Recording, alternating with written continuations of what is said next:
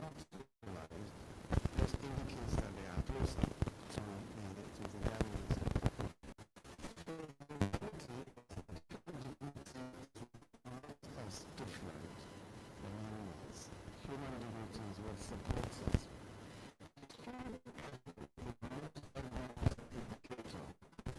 Absence of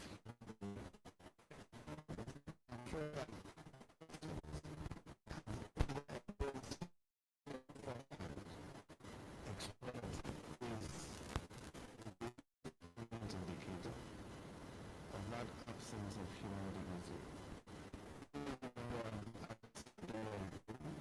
Means that the human being functions like a beast of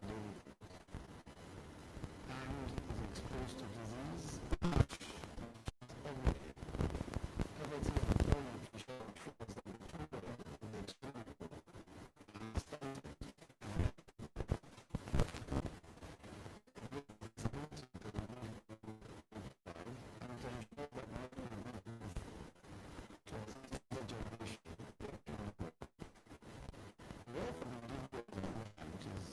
Societies is inherited, worked for, or stolen.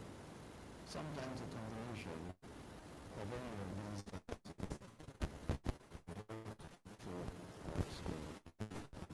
governments have a crucial role to play in arbitrating the rules that lead to wealth and poverty. What governments do also depends on what they elite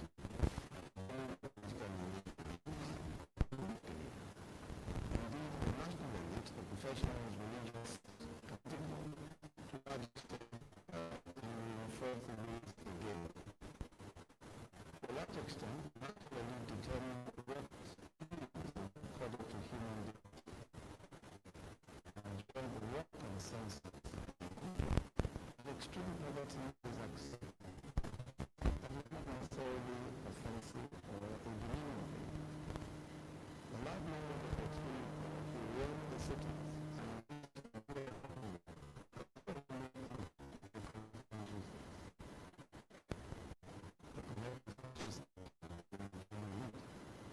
the poor and their misery is an acceptable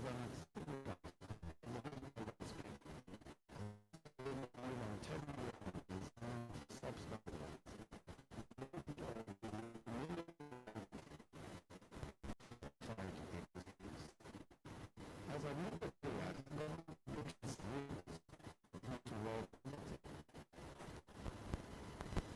national subnational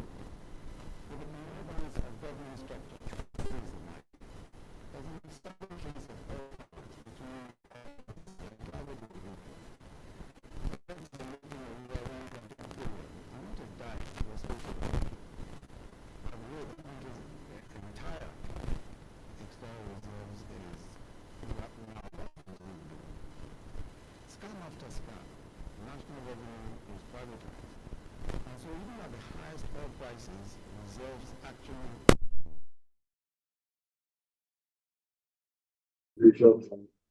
armed purchases, etc. The point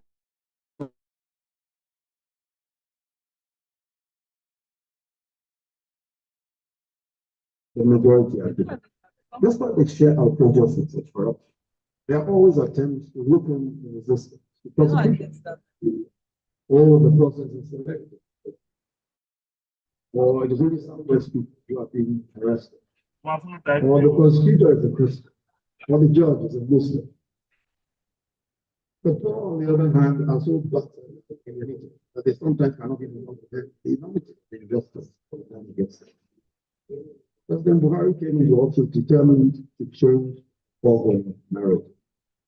First, the administration decided that we must fully and decisively deal with actively block leakages in public to ensure that government revenues are collected. Hello.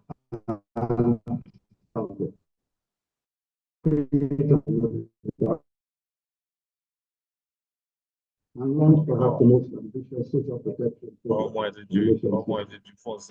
I'll focus on the social protection program. And here you have mentioned social instrumental in a lot of the social protection initiatives that we have in the APC. The APC manifesto, of course, reflected on the 2016. The most important thing to note about the 2016 budget, insofar as it concerns social security, is the fact that for the first time, government decides as an ideological position that it is important to make provision for the largest number of society. And for the first time, government is spending, aside from expenditure on education and other social services, government is spending $500 billion, 500 billion on social protection initiatives. Beginning with the homegrown school feeding program. The homegrown school feeding program is designed to ensure that in every primary school, every state of Nigeria, every one from primary 1 to at least primary 4, and then the homegrown, in other words, it is a program within that particular state. Kaduna State I'd have to go through this. Kaduna State started its own program about unity. And what it has done is that it has relied entirely on food that is grown in Kaduna State. It has relied entirely on catering services and everything that is homegrown from Kaduna State. And employed 50,000 additional people just from the homegrown school feeding program alone. The point of the homegrown school feeding program was is that there is a multiplier. There are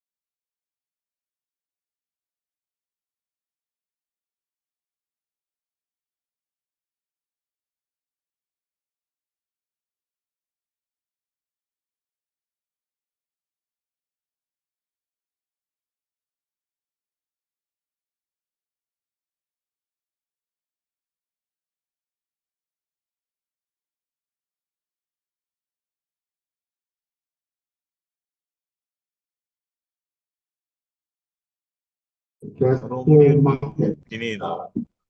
full market. In other words,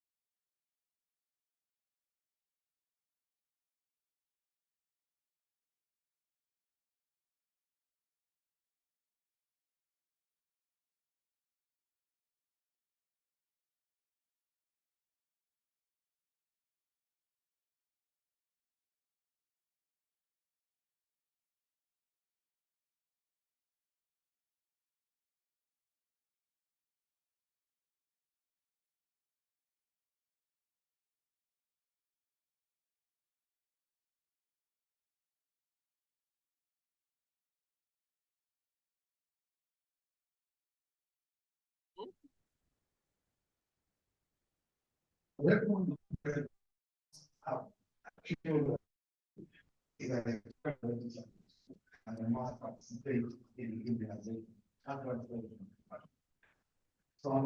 morning, ladies and gentlemen. At my time, it's 11 a.m. And on that note, I welcome you to the 2024 edition of the Center for Values in Leadership Annual Lecture, held every February 6 to mark the birthday of Professor Patutomi and to x-ray topical issues that affect us as a people and as a nation. My name is Babajide Benson. I'm the Master of Ceremonies. And I'd like to first request that we please put our phones on silent mode at this time so that it does not interfere with proceedings once they commence. Please put your phones on silent. If you can afford to, you can switch it off. Thank you very much. Our phones are off. As a mark of respect for Nigeria, whether you're disgruntled, hating, loving, admiring your country, we will sing the national anthem in a bit. When the national anthem is on, please, there should be no movement at all. We will act like officers and men of the Nigerian Armed Forces. We will keep our bodies still for about 4 minutes. Ushers, please take notes. You will stop people from coming in for that period, because when the national anthem is on, it's one of the symbols of respect of our country. I'd like to invite TK, one of Africa's best vocalists, to step forward. He will lead us in the national anthem. Shall we all please rise for the national anthem of the Federal Republic of Nigeria?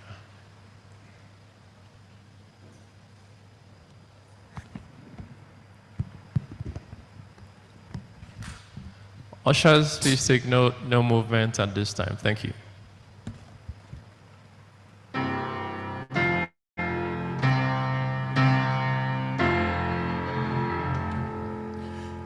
Arise, O compatriots, Nigeria's call obey, to serve our fatherland with love and strength and faith. The labor of our heroes past shall never be in vain. To serve with heart and mind, one nation bound in freedom, peace and unity. One nation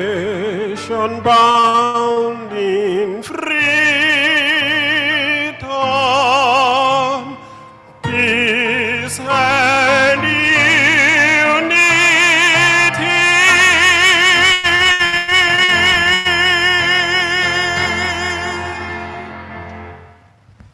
Thank you. We may please take our seats. To take us further this morning, I'd like to invite for a short opening prayer, Monsignor Pascal Mweze Apu. Monsignor, please step forward for the opening prayer. Thank you, sir. Shall we rise, please? In the name of the Father, and of the Son, and of the Holy Spirit. Almighty God and Father, we acknowledge your presence among us. We thank you for the life of everyone here. We thank you, Lord, for the organizers of this seminar, this symposium on leadership, where we'll be discussing democracy, governance, and national performance. We thank you for our country, Nigeria. We pray, O Lord, that you grant us the grace of your Holy Spirit, guide our speakers, and help us to be open to what they are saying. May we not just be hearers of the good points they be raising, but may we also be doers of what we are expected to do.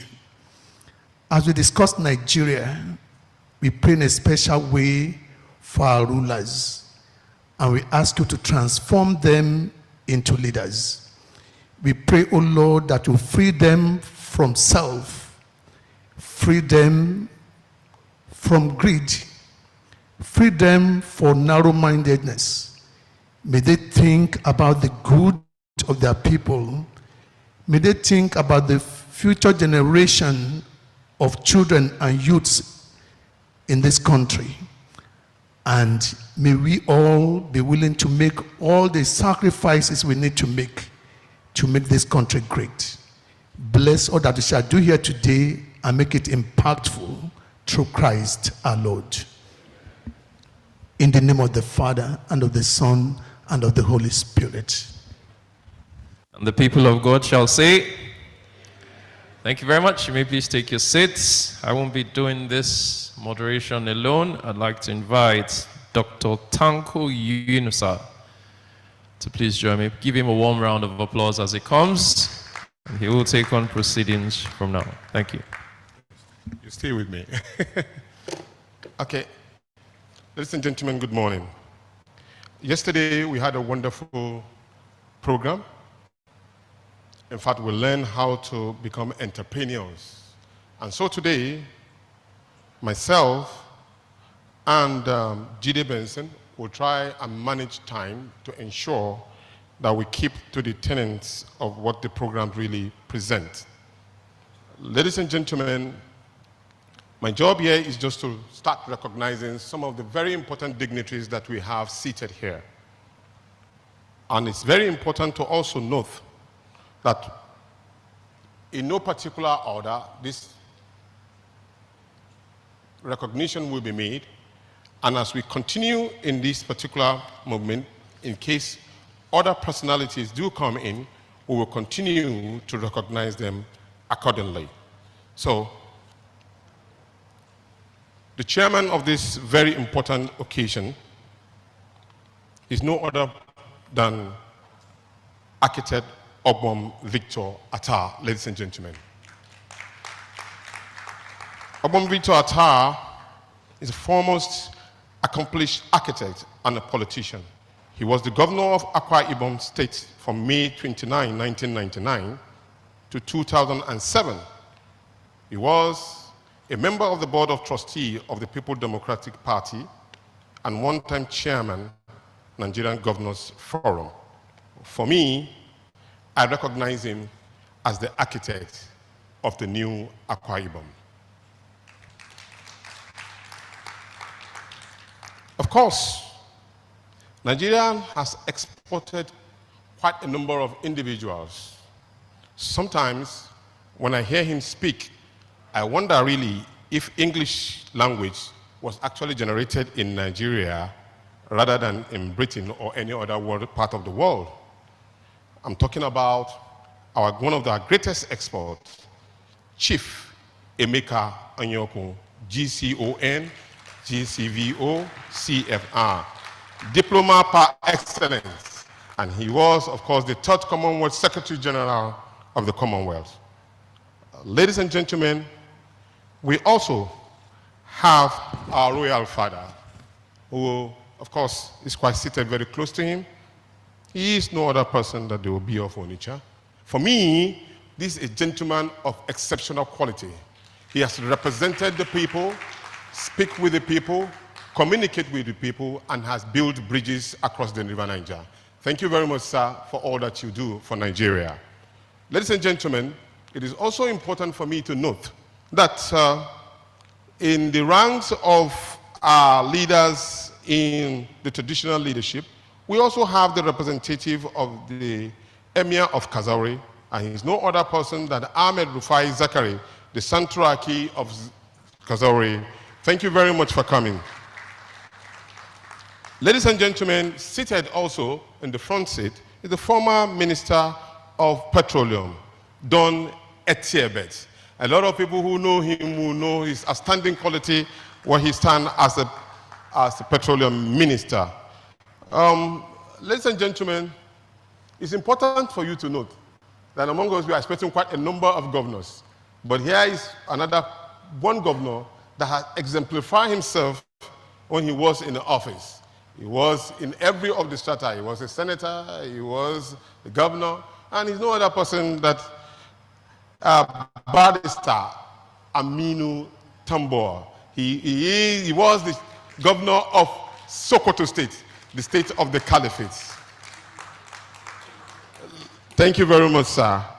And of course, as we move along in recognizing the dignitaries, we also have a gentleman. Of course, he was born in his name is Valentine Ezugbo. So this particular month is his own.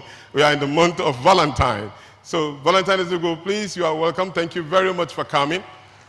Of course, some of our speakers will be introduced by Jide as we move along. But permit me to mention and recognize no other person than the birthday boy himself. At 27 years old, he was a special advisor to the President Shehu Shagari on special duties and monitoring. Professor Pat Utomi has been one of the most qualified or most dogged fighter and activist par excellence, somebody who I wonder how he managed it anyway. He can talk to 30 groups in one row trying to build a new Nigeria. So today at 68, we are celebrating one of our best, and that is Professor Pat Utomi. Prof, thank you very much for all of the things you do. And he's seated very closely to his beautiful wife. And of course, everybody will wonder, he is a professor, she is also a professor. Ladies and gentlemen, please welcome Mrs. Professor Pat Utomi. Thank you very much, ma, for all that you do, for taking care of our wonderful professor. May God continue to bless you. Jide, can we come in and probably, if you have other dignities that you think we should recognize, we can move along with it. Thank you. Thank you very much, Tanko. I'd like to take a few more recognitions. I'd like to recognize the former Deputy Governor of Abia State and 4-time Senator, Distinguished Senator Einaya Abaribe. Please stand to be recognized. I'd like to recognize the presence of the former Minister of State for Finance, Mr. Remy Babalola. Please stand to be recognized. I'd like to recognize the presence of the former President of Nigeria Bar Association, Mr. Austin Aleg.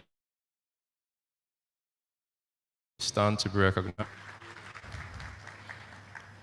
I do hope that we haven't missed anybody at this time before we go ahead. I'd like to recognize the presence of the Chairman of the Board of Trustees of the Nigeria Conservation Foundation, one of the few outstanding bureaucrats who were referred to as super permanent secretaries in Nigeria's history. It's my pleasure, ladies and gentlemen, to welcome Izoma Philip Asiodu. You're welcome, sir. Thank you very much. Okay. We will take more recognitions as we go ahead. The governor of Enugu State is also here. He's represented by the Secretary to the State Government, Professor Chidiebere Onia. Please stand to recognize. Thank you very much. Okay, moving on, I'd like to invite for her welcome address the Chairman of the Board of the Center for Values in Leadership, Professor Ifeoma Utomi. Please put your hands together.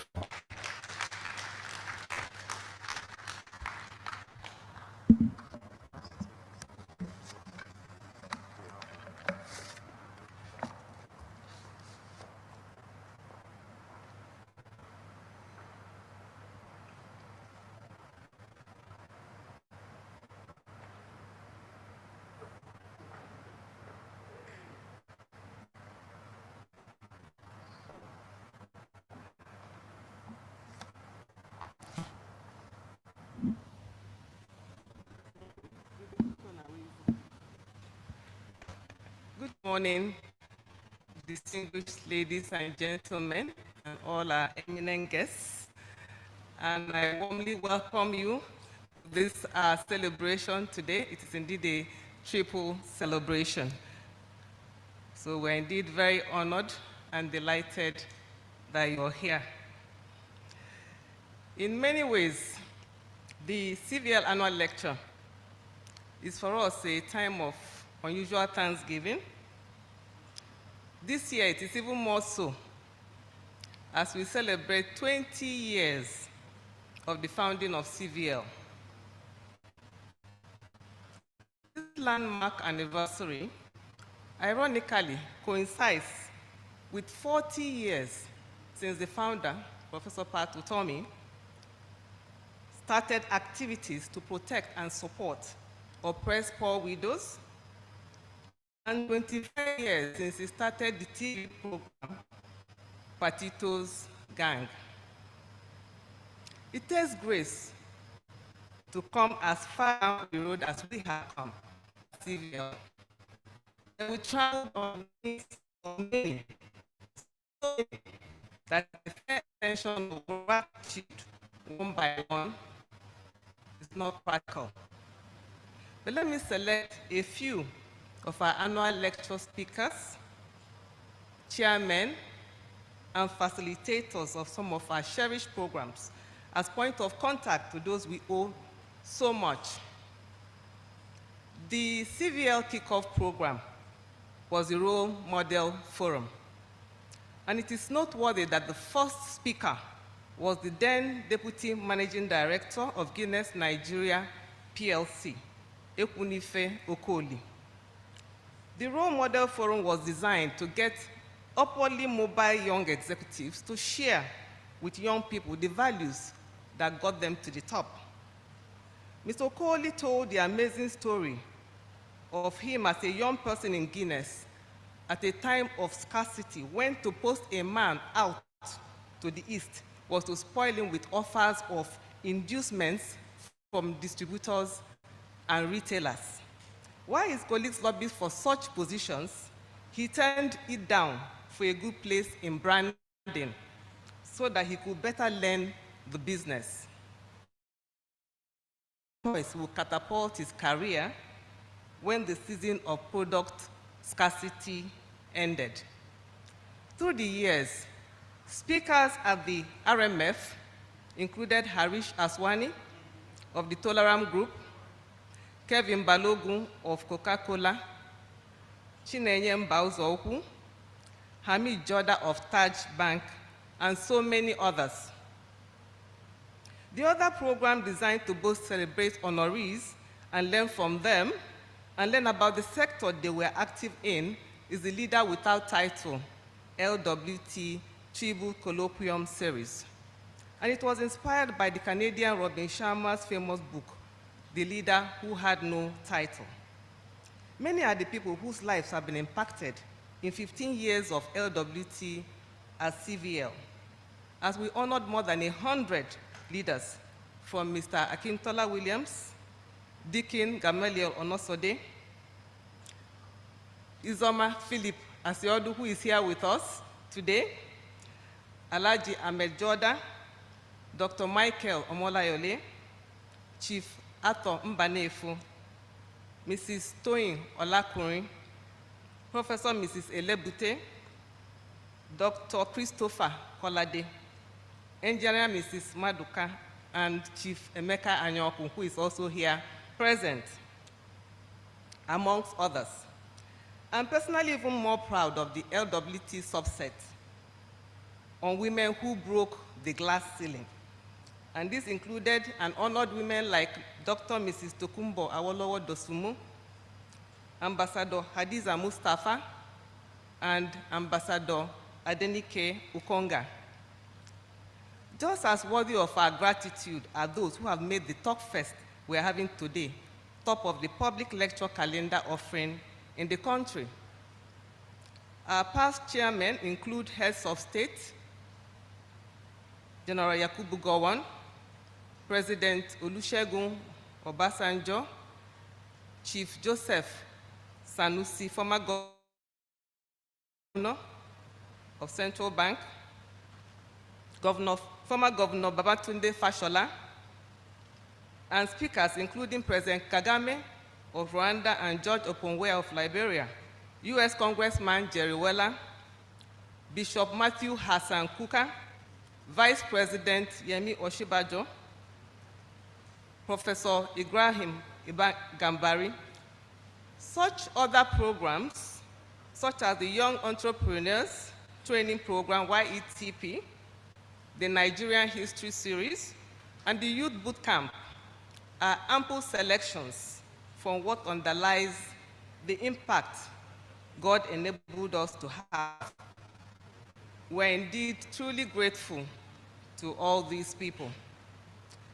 In my time of full work as a professor at the College of Medicine, University of Lagos, my goal is to enhance smiles. And I find that the many CVL programs do put smiles on many faces. I feel that as a double-barrel achievement. And so on that note, I once again warmly welcome you all and wish us all a very enlightening and fulfilling day. Thank you very much.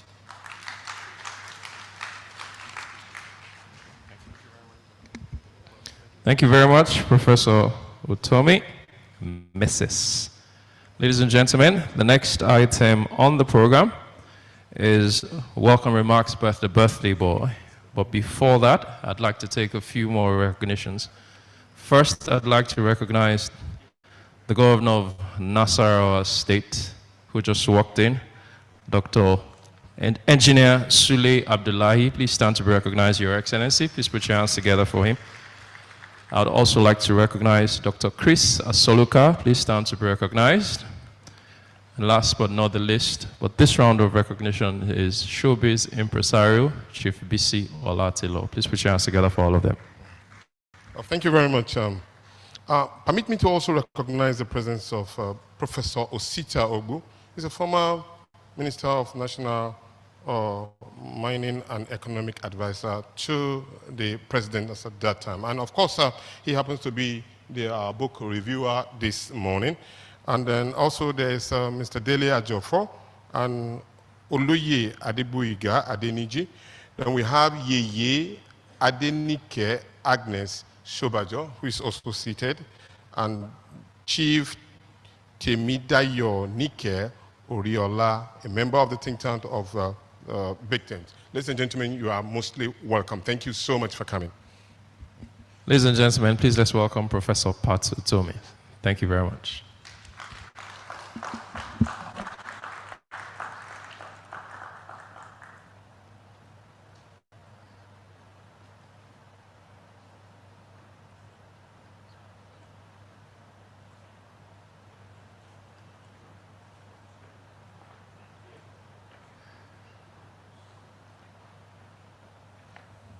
Your Excellencies, distinguished ladies and gentlemen, I feel a very, very special sense of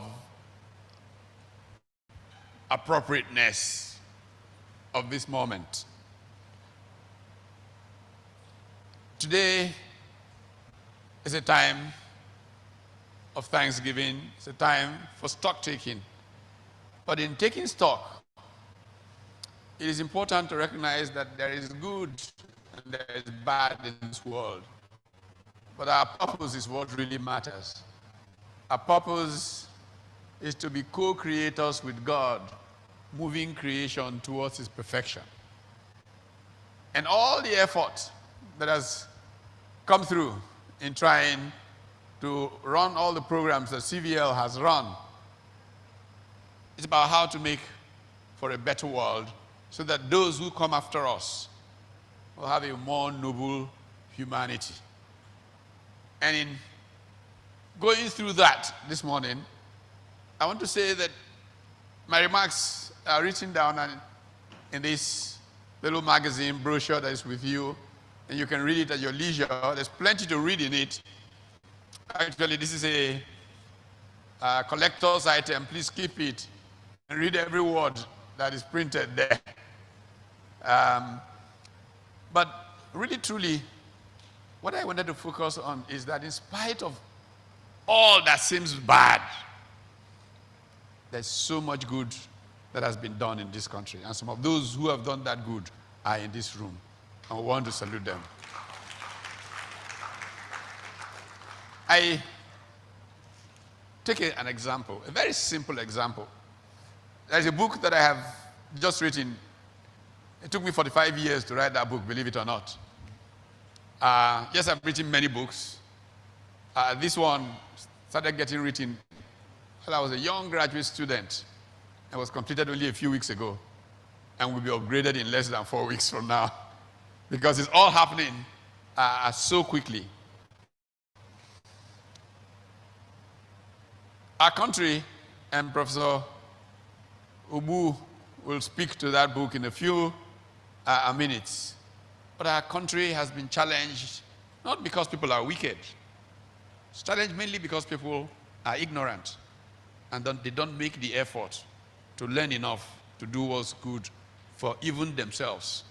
There are many people we think are horrible people who will find out that what they thought they were doing in self-interest or for selfish reasons actually is loading a gun and shooting themselves in the foot. But they are not knowledgeable enough to realize that's what they are doing. And that's what the big tragedy of the Nigerian condition is. A very simple opportunity, but let me just take an opportunity to say thank you to many who have done their work well. A tribute to men who have been shining light. Kanyoku, for example. This country has depended on oil and gas, for example, for a long time. The biggest success as enterprise goes in this country, part of our continent, it's a company called Nigeria LNG. That company may not have happened if someone like Izoma Philip Asiodu, who is sitting here, did not start a setting process. But even more so, it would not have happened if somebody like Don Etiebet had not done some remarkable things. And there's a case study I've written on that is in the book that we are going to present today. This is the most successful company. Anybody who disputes it can challenge me in our country. And it's a government partnership with private sector. The possibilities of Nigeria are infinite if we could just think a little bit. Put on the patriot's garb. Put on the garment of love, because leadership is all about love. If you can't love, you can't lead. To love is to lead. Our goal really is to build a civilization of love. If we can build it, we will have a great country. We will be a successful people and we'll have peace. Thank you. Welcome.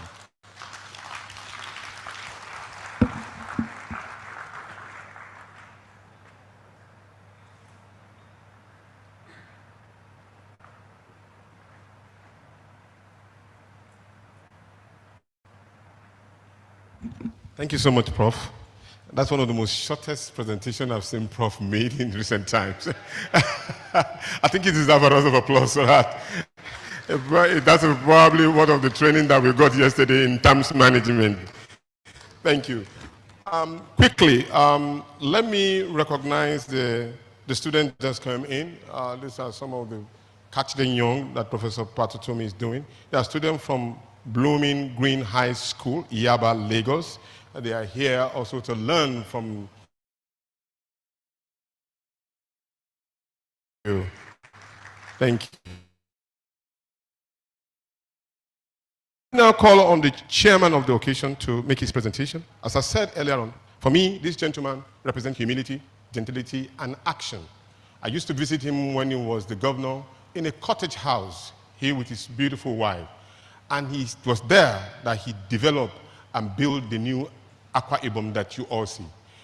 Architect Obom Victor Atta is the architect of the new Akwa Ibom. And then he did so well that today you saw the other governors who consolidated and replicate what he has done.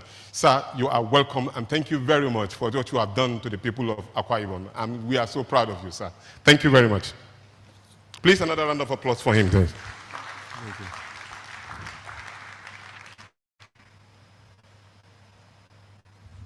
Your Excellencies, distinguished ladies and gentlemen, I welcome you. Today we have come to launch a book that I believe will provide solutions for some of the problems that we have always had opportunity to analyze. But before we do that, we are going to have a lecture. And the topic of the lecture is democracy, governance, and national performance, the mutual relationship. Within the lecture, we are expected to discuss power, politics, public process, and performance. And I would like to add people, because all of these are aimed at getting us a better country, a better people in the world, particularly in our country. We have always had analysis of our problems, but sometimes we shy away from preferring solutions. And when those solutions have been brought forward, we are not able to implement them. Maybe the time has come for us to realize that unless we take some positive action, nothing will happen. We'll continue to grumble, and the situation will only get worse. It is not my place to provide the lecture today, but I know that in politics, perhaps it is in politics that the saying that power corrupts, but absolute power corrupts absolutely is very true. It is in politics that absolute power will corrupt to the point that, in fact, the person exercising the power does not know his excesses anymore. He takes it as the norm. And that sort of absolutism has no place in democracy. So today, we must concentrate on democratic principles and insist that our country follows them. And of course, the primary basis of democracy is elections. We have to find a way of getting our elections right. Unless and until we are able to put the people we want in office and able to remove them when we are dissatisfied with their performance, we will remain where we are. Ladies and gentlemen, it is my hope and my expectation that both the book and the lecture will give us the solution to some of the problems we want to solve in this country. Thank you very much for coming. Thank you very much.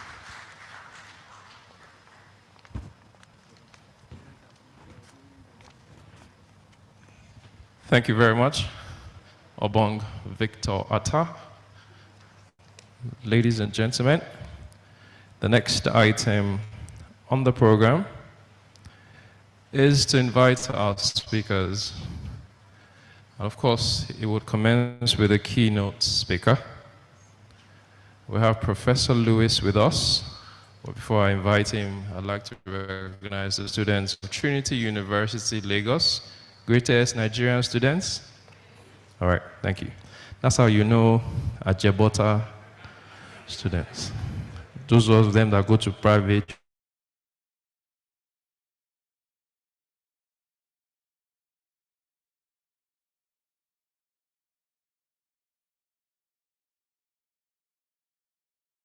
was Ife or LASU or UNN. They found, is this a one-gender university?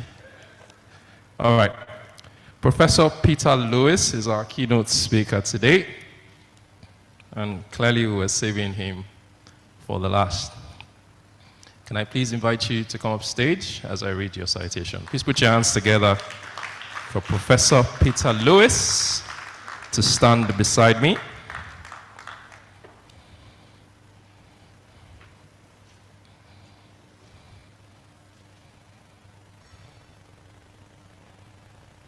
Thank you.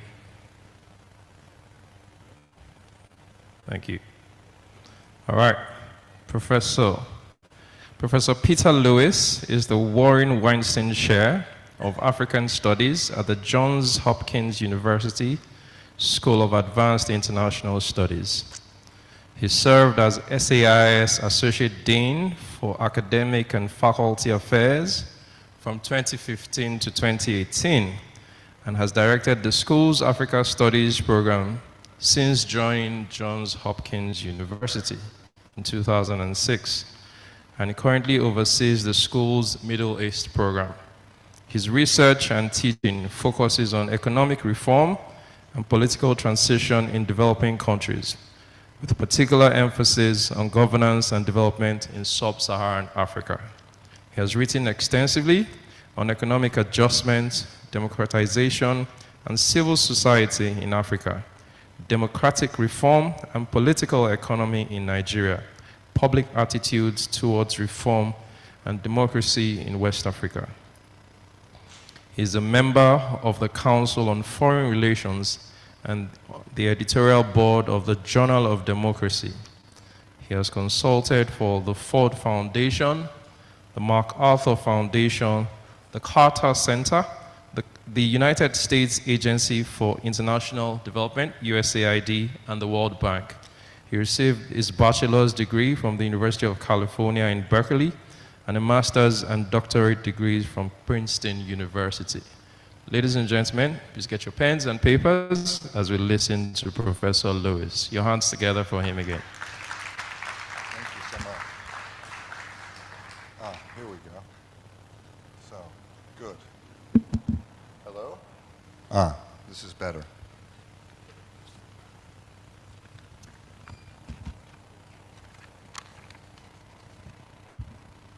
So, welcome, and I'm very pleased to be here. In fact, this is a homecoming for me. It's been a few years because of COVID and other interruptions since I've been in Nigeria, and it's wonderful to be back.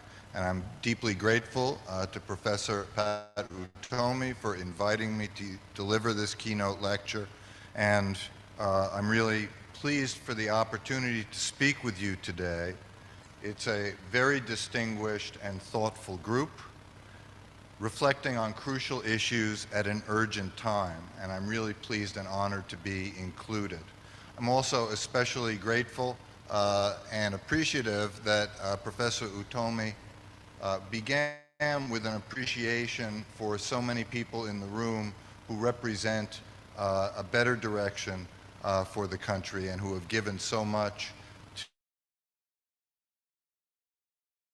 to the political area, because some of what I'm going to say is quite critical of developments in the country, and we need to appreciate that there are ways forward and people who can bring it forward. So let me begin by making a few remarks. Let's see if we can do this. Does that work?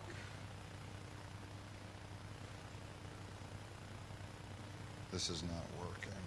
Okay. There we go. Let me see if we can begin with a few remarks on questions of democracy, development, and I'm going to raise the issue of violence in Nigeria. These thoughts and central puzzle that's increasingly been apparent in recent years.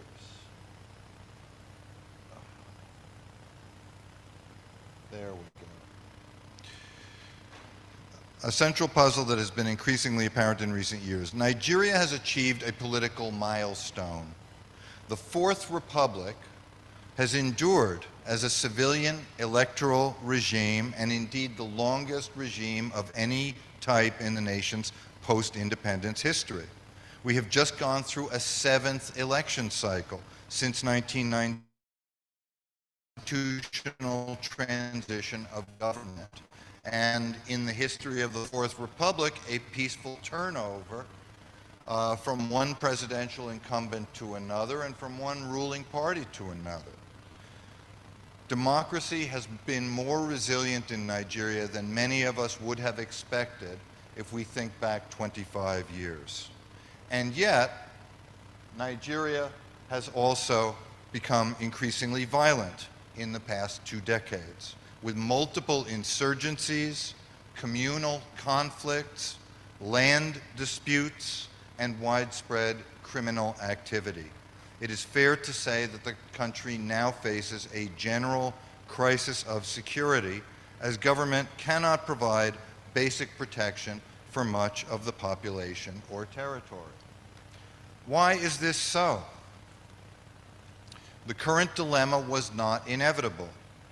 During the democratic transition, for which I was privileged to be here during those very hopeful founding elections in 1999, Nigerians looked forward to political freedoms, democratic representation, and a greater possibility for shared prosperity. Conflict seemed to be a symptom of the corruption and unaccountability of military rule, with democracy as an attractive possibility for greater peace. And there were many reasons to share this optimism at that time. Comparative experience around the world tells us that democracies can be more successful in meeting popular demands, in allowing for political choice, and in providing options for negotiations and compromise. The world's strongest democracies are also among the world's most stable countries. Other large federal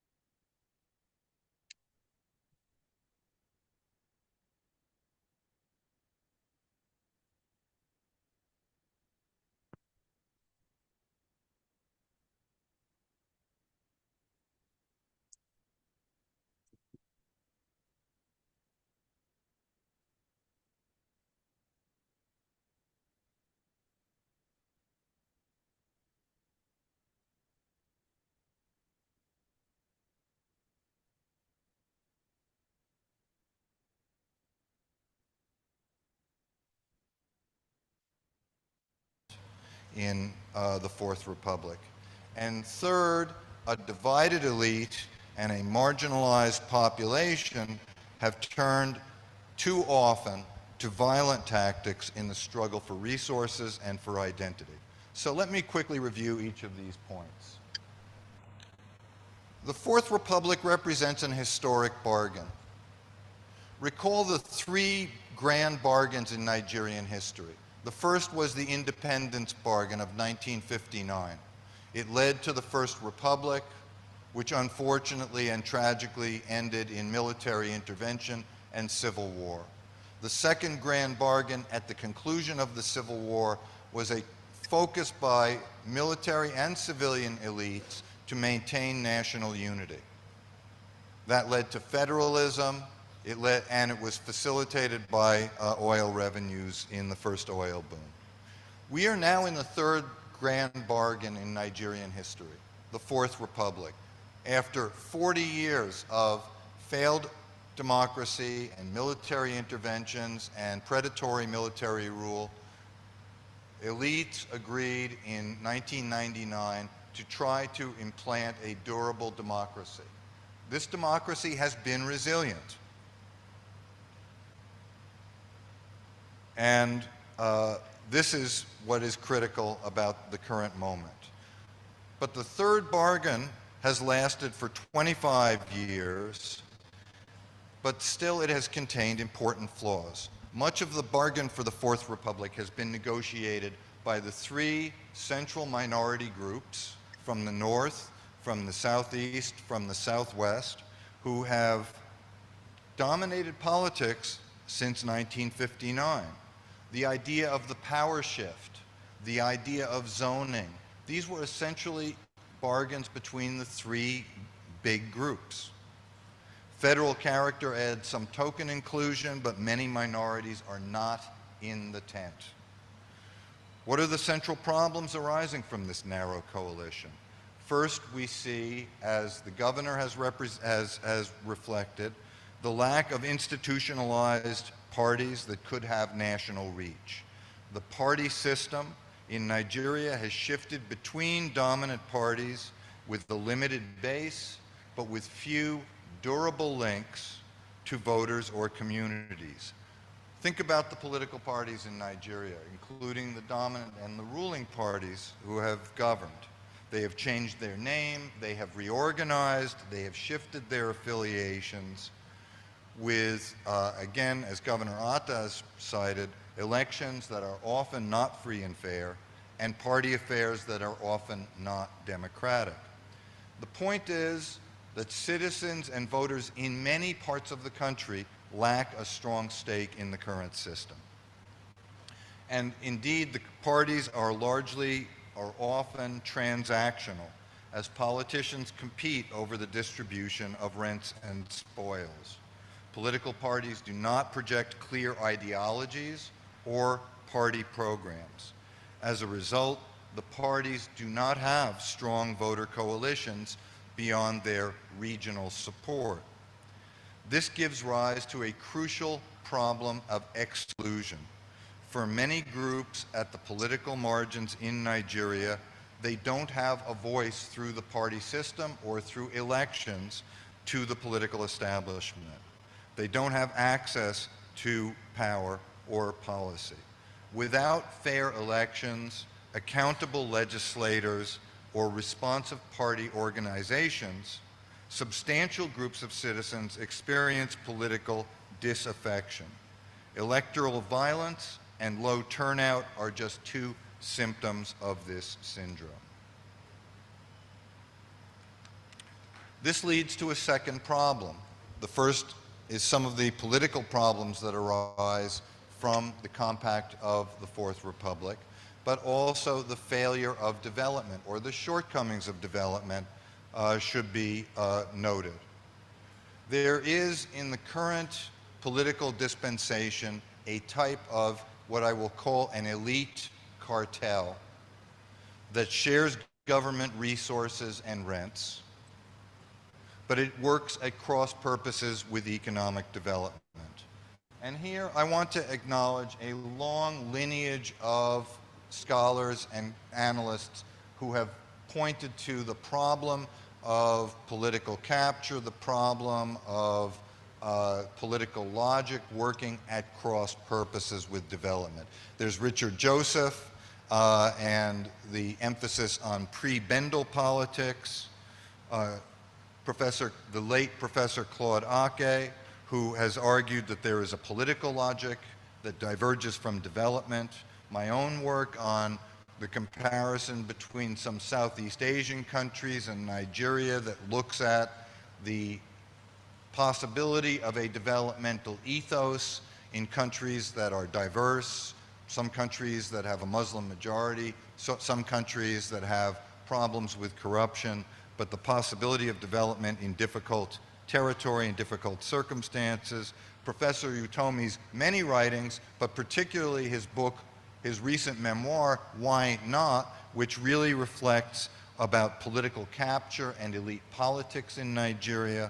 Zainab Usman's observations about political settlements and the nature of the political settlement working at cross purposes with development, and the Professor Omano Edigeji's important book, Democracy Without Development in Nigeria. Each of these authors has raised a central dilemma: the lack of a core bargain around development and broad-based prosperity. Pardon me, broad-based prosperity. I can pronounce that.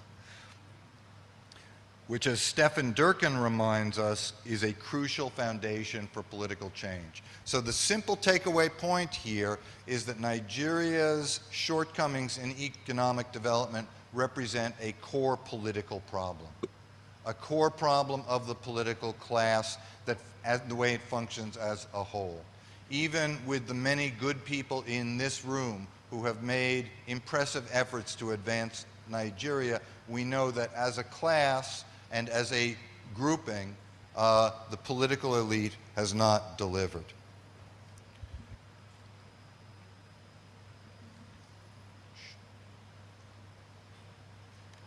Let's recall that the Fourth Republic followed an extremely pernicious era of military rule that led to economic stagnation, global isolation, and yes, that's what I want, and a sharp rise in poverty. Some of those issues improved quickly under civilian rule. There was definitely an inflection point and a significant improvement after the dark years of the Abacha dictatorship and the arrival of a democratic dispensation. And it improved even more with the arrival of a new petroleum windfall in 2002, which opened dramatic possibilities for growth and diversification. And indeed, for a time, the country did see a reduction in external debt. It did see rapid economic growth, diminishing rates of poverty, expansion of non-oil activities in finance, in telecommunications, information technologies, media, entertainment, and we know that today Nigeria structurally, on paper, is no longer an oil economy in terms of relative output. We know that finance and ICT produce more in Nigeria in terms of national output than oil and gas. But the country still operates, obviously, in a political economy of oil and gas, which is very central to the operations of the state. And indeed, let's look to the larger truths. Because of population growth, there are more poor people in Nigeria today than there were in 2000, despite lower poverty rates. So you see the poverty rate goes from about 43% in 2000 to about 30% today, which looks very hopeful, but Nigeria is a rapidly growing country. So the population estimates are, in terms of poverty, that there were 70 million people in poverty in 2016, 88 million Nigerians in extreme poverty in 2022, and over 100 million people today. This has to be a central fact that is acknowledged and is at the core of what we are all grappling with. Because of the youth bulge, unemployment remains stubbornly high, with many estimates well over 30%. Because many of the new and promising and diversifying economic activities in Nigeria are non-tradable and they have limited employment effects, they do not contribute to wider prosperity across the country. An economic transition to manufacturing and greater rural productivity still eludes Nigeria. And of course, we've seen that after the upsurge of economic growth with the last oil windfall, we see a rapid increase in GDP per capita in the early 2000s, but then that has come down and it turned negative during the post-2015 era because of lower oil prices and weaker oil markets. Coming back just a little bit now, but still not where it was earlier in the decade. Finally, we come to the problem of stability. Let me just make one more point about the economy, that the economic downturn of the last decade has not only reduced incomes, but that government has been unable to make critical investment in infrastructure. And we know that one of the elements, without going through the full menu of problems that are familiar to many people, one of the elements is the crucial bottleneck, the binding constraint of energy, of electricity. This is the hindrance to Nigeria's forward advancement. And when other countries have unlocked this problem, the economy moves. It is the binding constraint on the Nigerian economy, and all we have seen in the last 25 years is plans, misallocated funds, and low delivery. So this is a crucial problem. So economic marginality, the low gains of economic growth has overlapped with this problem of political exclusion to fuel the sources of violence. And here we see from some World Bank figures an indicator that they use for political stability and absence of violence or terrorism. And all that this should show us is that during the Second Republic, Nigeria has remained in very low percentiles. Now, everybody here has taken a standardized exam to gain entry to school. So we know that a low percentile is not good. You want to be in the upper percentile in any relative scale. And here Nigeria has gone between 9, 7, 2, consistently low, and at the very last section, I just want to give you the contrast with where a couple of other countries stand. So Ghana is currently in around the 40th percentile. Botswana is about the 87th percentile of all countries globally. And this is where Nigeria is. So we see the security challenge. We see the security deficit. And here there are two forces at work with regard to security. One is an elite problem and one is a grassroots problem. Nigeria's political class has encouraged significant drivers of violence. It's not universal, but it's common enough to be a problem. We see polarizing rhetoric. We see a variety of laws on indigenes and land use and other domains that divide communities.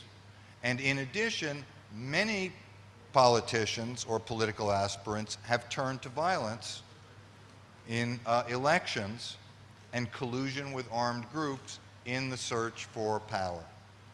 Again, it may be a minority issue within political aspirants, but it is common enough to exert substantial effects. At the mass level, turning away from the elites, we see at the grassroots in outlying regions or in areas with sharp divisions, many people have turned to violent mobilization to press their claims. This may be influenced by the tactics of politicians, but it also reflects the efforts of community entrepreneurs with a variety of agendas, not all of them beneficial.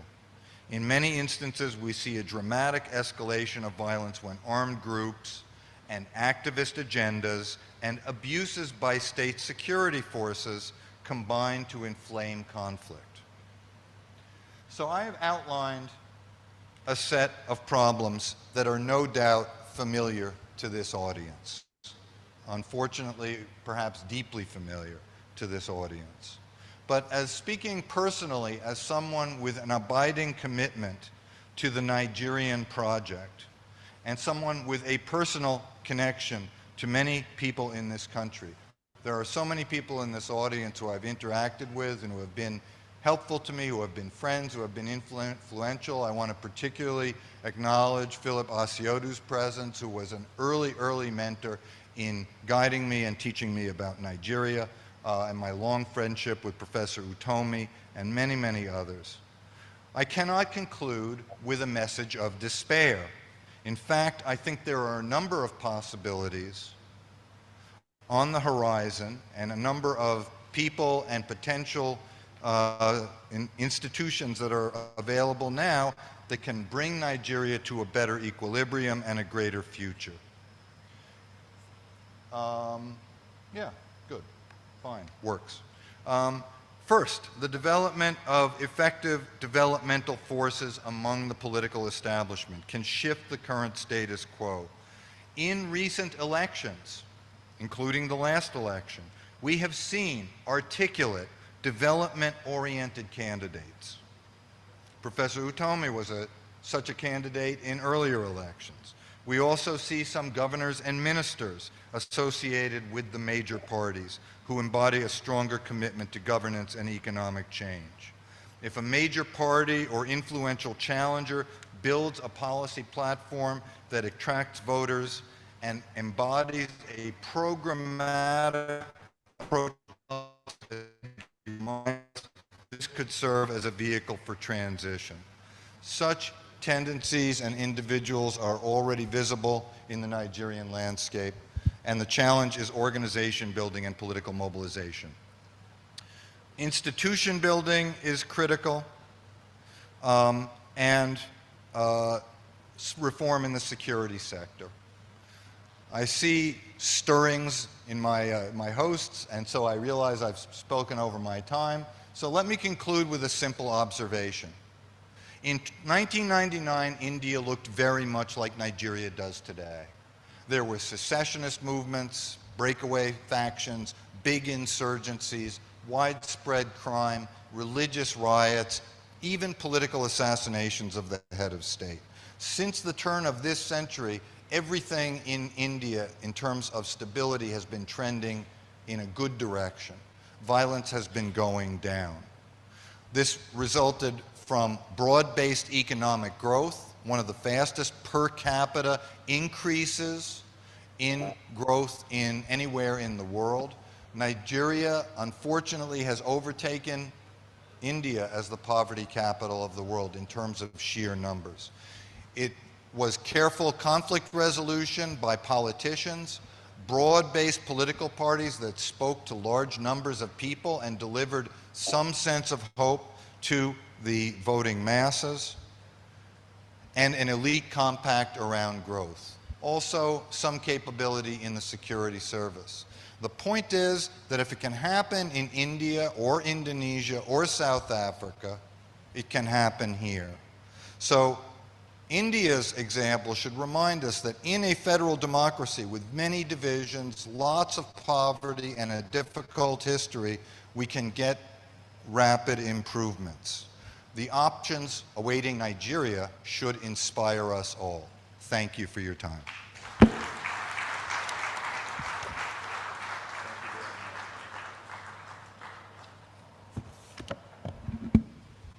Thank you very much, Professor Lewis. We will take a few more interventions virtually. So the media crew, if Bishop Kuka is ready, please show him now. We're going to take a presentation from Bishop Matthew Hassan Kuka. We will take another from the governor of Anambra State, Professor Chukwuma Soludo. They will all be 5 minutes. Please, if Bishop Kuka is ready, please cue it now. I'd like to take a moment to recognize and welcome the representative of the British Deputy High Commissioner, Mr. Wale Adebajo, who is the head of the Political Affairs Department of the British Deputy High Commission. Please stand to be recognized, Mr. Adebajo. We also have with us His Excellency, the former governor of Anambra State and presidential candidate of the Labour Party, Mr. Peter Obi. Please come forward to take your seat, sir. You're welcome. Thank you very much. Okay, as the master of this ceremony, I command the Chief Dr. Peter Obi to advance forward to the stage to take your seat amongst the league of 7 and former governors. Peter Obi, Biko Bia, you want to serve the people. I am one of the people. Biko Bia, you cannot sit there. Peter Gregory Nwabuoshi Obi, Biko Bia. Please, is Bishop Kuka ready? All right, let's go with Bishop Kuka now. Thank you. Thank you very much. Hello, Patrick Otomi, distinguished professor, public intellectual, wonderful husband and father, my very good friend. I want to thank you for so many years of friendship. But I also want to congratulate you on this wonderful day because 28 years ago, when you turned 40, you gave me an opportunity to receive the baptism as a public intellectual, because we used your 40th birthday to test the waters of public debate. And we've come a long way. But of course, you have been the senior prefect in all of this, and I want to congratulate you. 68 years, not too bad, nice try, but you know, we elders have to do what elders must do, namely to encourage their young ones. I'm sorry I'm unable to be with you physically, but as you know, emotionally I'm with you. But even more importantly, we have prayed and will pray for you for this wonderful day. But we would like to thank God for what you have accomplished and what you've meant and what you still mean to us in our country and Africa at large. We celebrate your wonderful gifts, but also most importantly that you have placed these gifts before Nigerians. And I want to assure you that your contributions have helped to shape this country in more ways than you can understand. Of course, naturally, we'll remain totally dissatisfied with the quality of progress that we have made, but I want to tell you that for many of us, your writings, your speeches, your energy and your strength have been a source of inspiration, but for those of us who are your seniors and those who are coming behind you. You have assembled a team of a wonderful team that will be having a conversation today. Of course, nobody would have expected anything different because naturally we know that these are the kind of things you would do rather than drinking champagne in some ballroom in a 5-star hotel somewhere in Lagos or Abuja. But this is you at your best. Well, I know that if we understand our country, the room would be full of people lamenting about how woefully we have performed. But I like to look ahead, one as a man of faith, but also, quite frankly, to say that in very many ways, our situation may not be as horrible as we wanted to make it look, because there are in many dimensions we have. We're not where we're supposed to be, but we've not done too badly in many respects. And I think what we should be focusing on now are the great things that lie ahead and the possibilities of achieving those things. We have a much more robust environment for politics and debate and conversation. We may be failing in the areas of physical infrastructure and other indices of progress, such as insecurity. But as we can see, and I'm sure that as the speakers, one speaker after the other will testify, there will be those who are men and women of theory, and then, of course, happily you brought in 3 illustrious governors who are doing their best, and I believe that their stories will also be pointers to where the country should be going. To them, a lot has been given, and to them we expect that this country will benefit. So I think that looking ahead, the indicators, don't give us a wonderful picture. But like I said, it is possible for this country to turn the corner. We need to renew our energy. We need to renew our greater commitment. And we hope that those who are in the business of governance can also appreciate the fact that without a much more refined set of navigational tools based on a serious analysis of the defects of the structure that we call Nigeria, it will be difficult for us to continue to govern by happenstance. So I want to congratulate you and thank you in anticipation for this conversation, and we hope that we'll be able to see the fruits of this conversation. And what can I say? I wish you all the best, many more years. In 2 years' time, you will be 70. But remember, I will not be standing in one spot. I will still be ahead of you because I'll be heading towards my own retirement.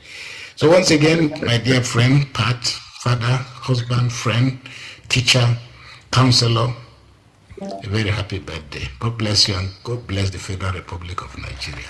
Bye-bye now. Enjoy your day. Thank you, Bishop Matthew Hassan Kokar. Next, we'll take the Governor, His Excellency, the Governor of Anambra State, Professor Chukwuma Soludo. Media, please, if he's ready. Thank you very much. Are you hearing me? Are you, hello, are you there? Are you hearing me? Yes, we can. Okay. Well, mine is to simply say thank you very much, and thanks immensely to my elder, senior brother, mentor, Professor Pato Tommy, for the invitation. Unfortunately, I had confirmed some engagements outside of the country before now, so unfortunately, I'm not able to join. I regret that. And mine is to simply just 2-3 quick points. The first is to say a very happy birthday to you, elder brother and senior mentor. For this, happy 68th birthday. Yours has been 68 years of, how else to describe it? Impactful life. Impactful life that has crisscrossed like a colossus around the country. And one that you have been involved. And I'm very excited because of this, the way you've chosen also to celebrate this 68th birthday presentation of this book. Because you've not just spoken, gone around the country speaking about the issues and the problems and the way to go, proffering solutions, but very importantly, and I think you've led very great examples, articulating these thoughts and proposals and ideas in book form, and keep getting involved. Participation is the key. Participation. And I do urge everyone who has something to offer, intellectually, by way of activism, by way of, in whatever form, just to get involved or you stop complaining. Because no nation, every country is a work in progress. Every society, development is a process. You never get to the end of it. But there must be constant contestations by the citizens, by various interest groups, and so on and so forth, towards a better society. And the life that you have lived, Professor Tommy, is an exemplary one, and which I recommend to others of us who have been in public service. I have about 11 titles I've been battling with to complete writing, but someday maybe we'll get this done. And for this, the book, unfortunately, I'm not able to participate in the panel, but I look forward to being able to pick at least 200 to 250 copies of this. That will be my Easter gifts this period. This one, together with the one by our friend Osito Bu, Maybe we'll put them in parts and circulate rather than hampers. We circulate these books. That is if people still read. Because unfortunately, we're getting a new culture where people don't even open books to read. But I want to believe that it will be quite very thoughtful. I haven't had a chance to peruse through that, but I look forward to reading a copy myself. But just listening, just a quick footnote, listening to Professor Lewis and then, of course, the ever quintessential cerebral Bishop Cooker, the nuggets that I could pick from those. I think the point made by Bishop Cooker is very apt. Enough of the book of Lamentations. Maybe it's now time to look at the glass half full, because all the time we're talking about what is wrong and the catalog of it.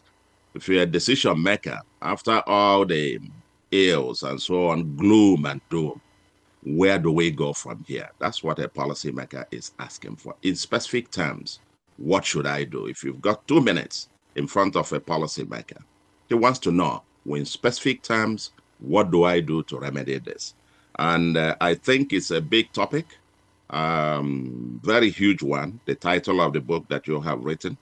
I remember the one when I saw the title of this, I just came up with the one that I co-edited with Paul Collier, Robert Bates, and so on, The Political Economy of Growth in Africa, for many decades, published in 2008. And I could see several of the themes coming up. But our fundamental challenge is really how we leapfrog, listening to Professor Lewis, how do we leapfrog from this predominantly transactional politics and governance into one that is transformational? And I think every society is in that spectrum at some point or the other, where they are, and the foundations that you need to have in place for this to happen. And for me, quite frankly, 2 key words that will help to connect the dots. Well, leadership is the obvious one. Everybody talks about leadership, whatever anyone means by that.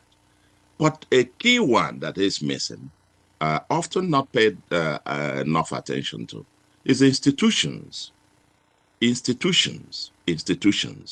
In Nigeria, most often we refer to structure, as it were.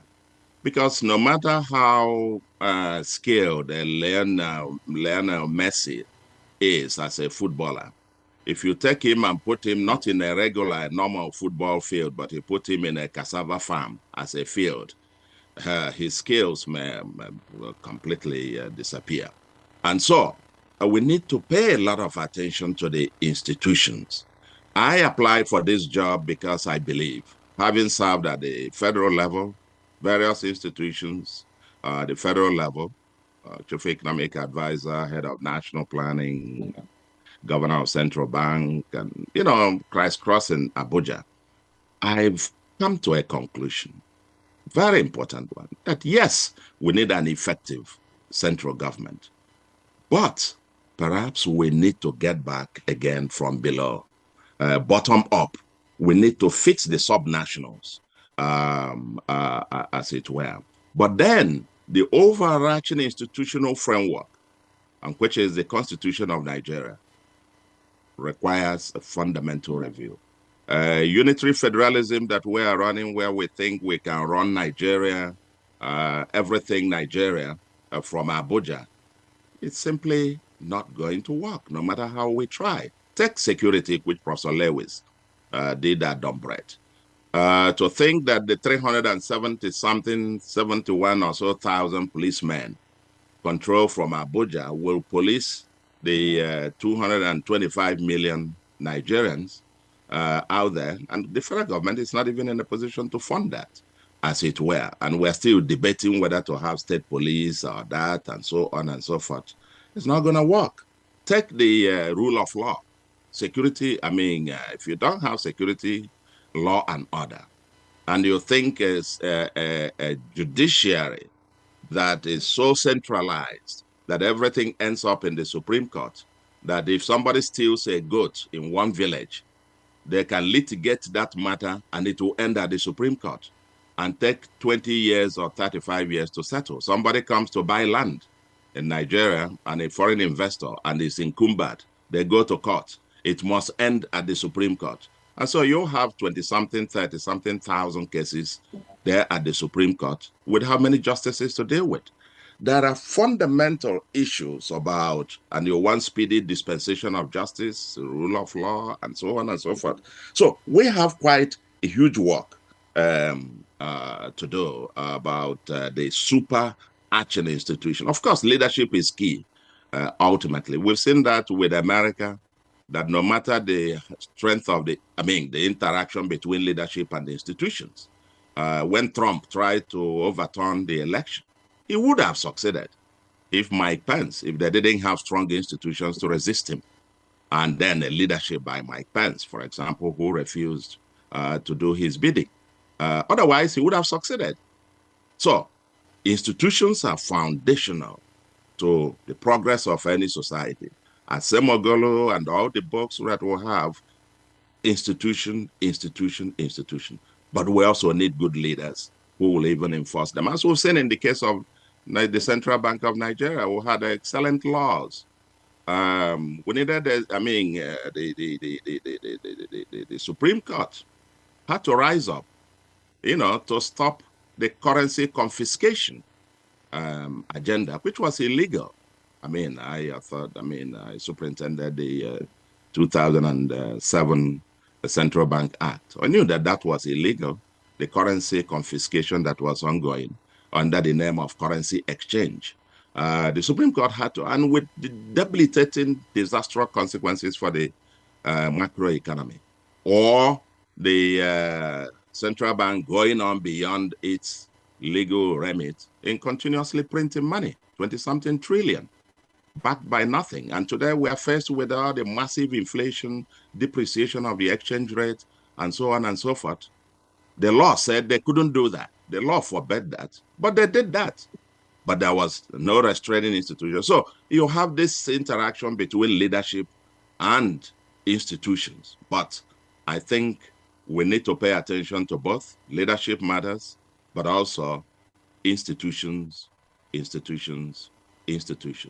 and noble leaders to ensure the enforcement of the legal and institutional framework in terms of execution. I can go on. I feel very passionate about this subject, but I know we haven't got all the time. But I wish you the very best of luck, my dear brother and mentor. I keep following every right and every pronouncement that you make. And my prayer, and this your birthday, is that God will continue to give you health and long life. And pray God Almighty to give us more millions more of Pat-O-Tomies in Nigeria. Thank you very much, and God bless you.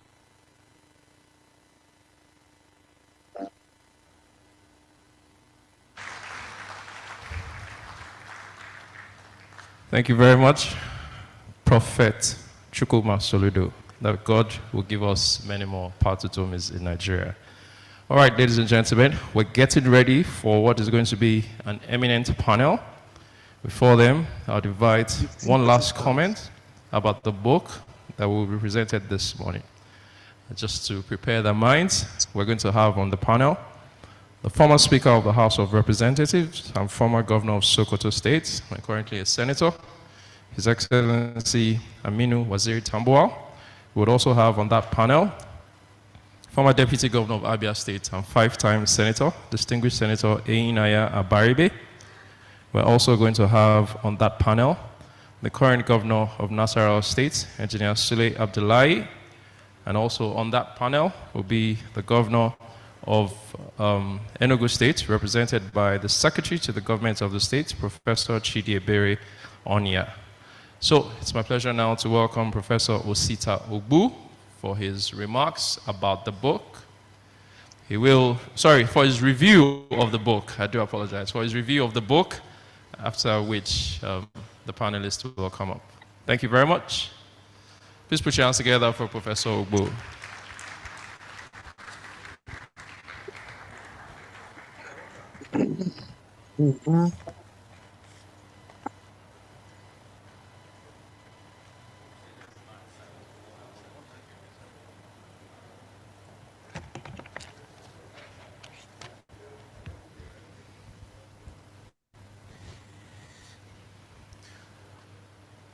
Your Excellencies, Your Royal Highness, distinguished ladies and gentlemen, good afternoon.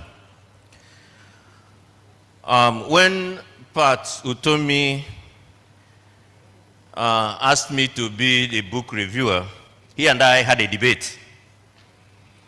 One, he wasn't sure that I should do it for some reason.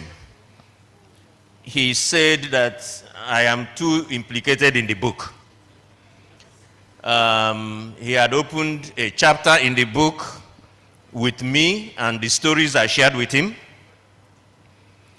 And I had also written with Charles Soludo and Hajun Chang a book on the politics of policy making in Africa, which he quoted extensively. So he thought that there might be an issue.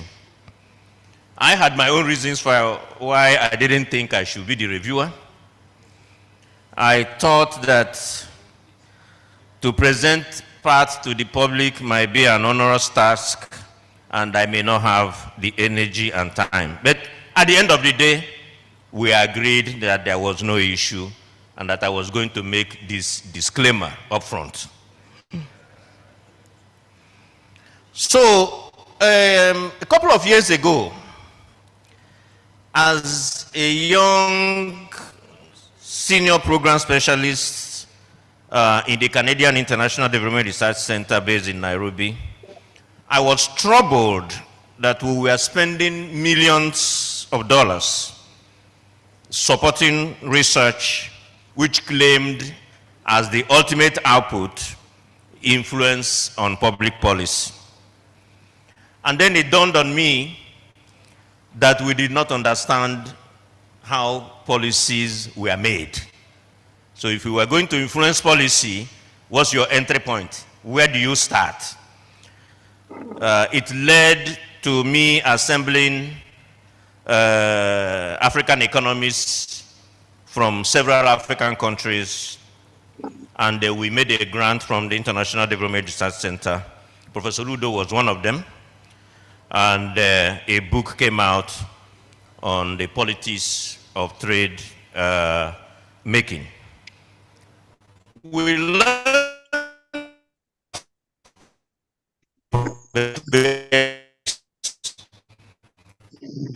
and even research has linear relationship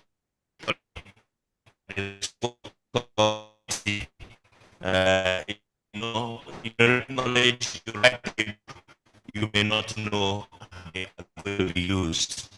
And in fact, the story I was saying our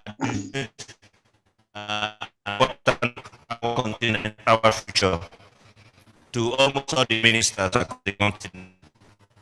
And one day, one minister in Kenya called me up and said,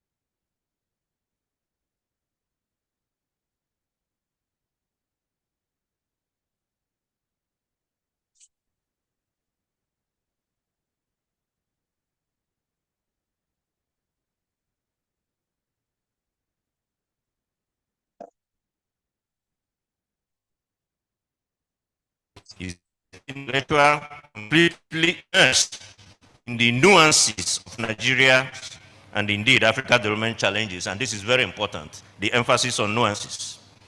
No one has spoken, written, and organized both the young and the old to champion value-laden leadership for Nigeria more than Pat Utomi.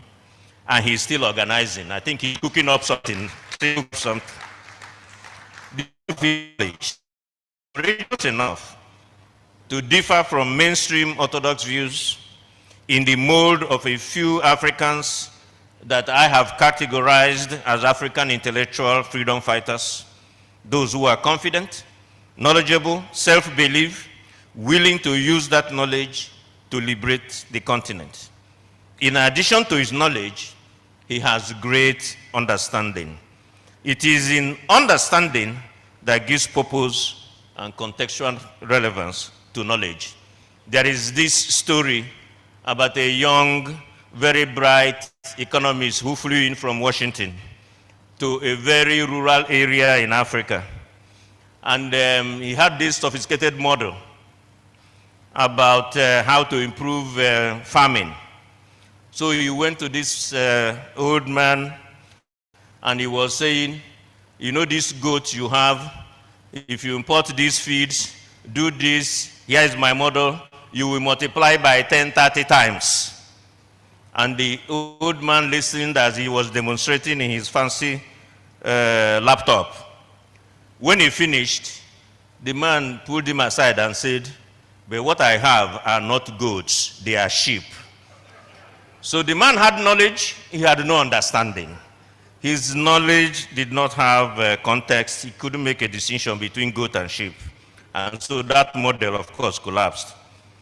The question, therefore, when Pat Utomi writes, as in this book, you will get unadulterated intellectual work infused with the right ideology in the mode of late Professor Claude Ake, who was insisting that Africa's development must be on our own robust, intelligent terms, and not on those borrowed from elsewhere.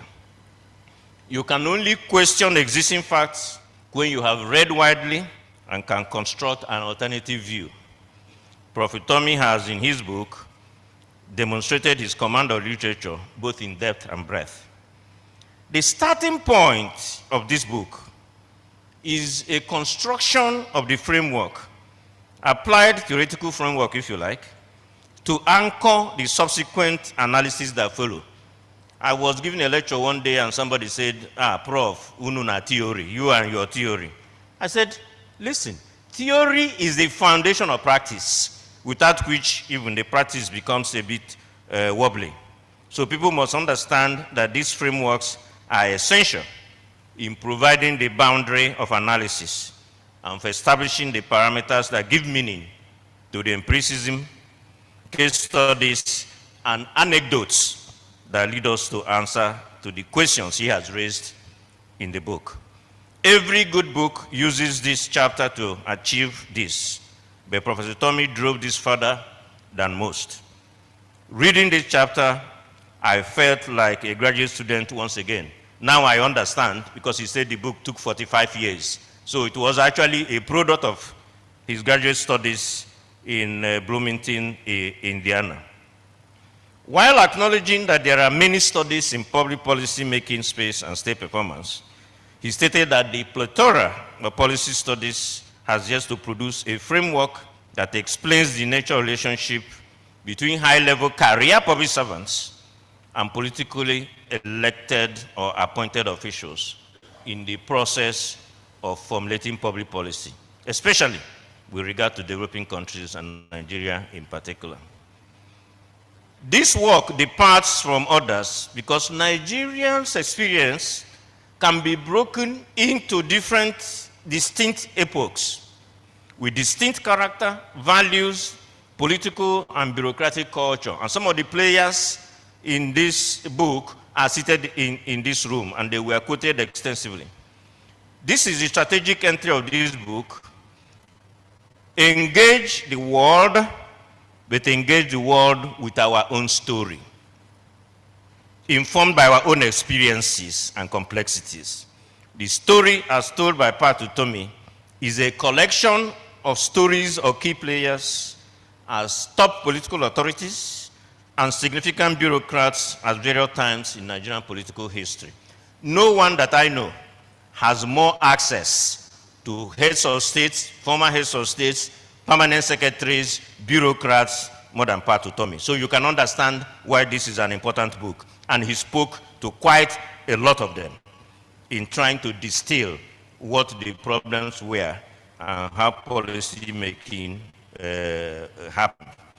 The interviews, these stories took readers right into the cabinet room, outside the cabinet room to listening posts as key players reveal motivations and incentives for action taken or not taken. The interviews and case studies robustly analyzed provide a rich menu of lessons. Soludo was talking about answers to the questions. You will find answers in the book. It's a journey that is not only revealing, but painfully sad, as we as a nation seems to have had several missed opportunities and have not learned from history. This book is therefore a history text, a text on the politics of policy making, and a book on the character of micro nuances that affect state performance. As I was reading the book, I was also reading a new book on China, the China Playbook, Beyond Socialism and Capitalism by K. Eugene, London School of Economics, Professor of Economics. I introduce it here because this important book on China helped to illustrate the point I was making about Pat Utomi's book. But more importantly, the importance of telling our own story with all the nuances. In unraveling the China puzzle, Professor Jin challenges the perspectives held about China that explains its success and predicts its downfall on narrow, uninformed views. She said, this book proposes an alternative view, more nuanced, more complex, hopefully more helpful, and explain the political and cultural superstructure on which they depend, and take us away from decisions that are motivated by emotion, ideology, or politics. So you can understand why Pat Utomi's book is very important. If you listen to what this lady was saying, you will, in Pat Utomi's book, you will confront our reality, appreciate the different and more informed perspectives, and perhaps have a better understanding of state policy making and state performance under different regimes. It's worth repeating that the book is both historical, contemporary, and futuristic. As my late distinguished teacher, Professor S. Kotoya, would say, any analysis not grounded in history is ahistorical and has tainted value as best.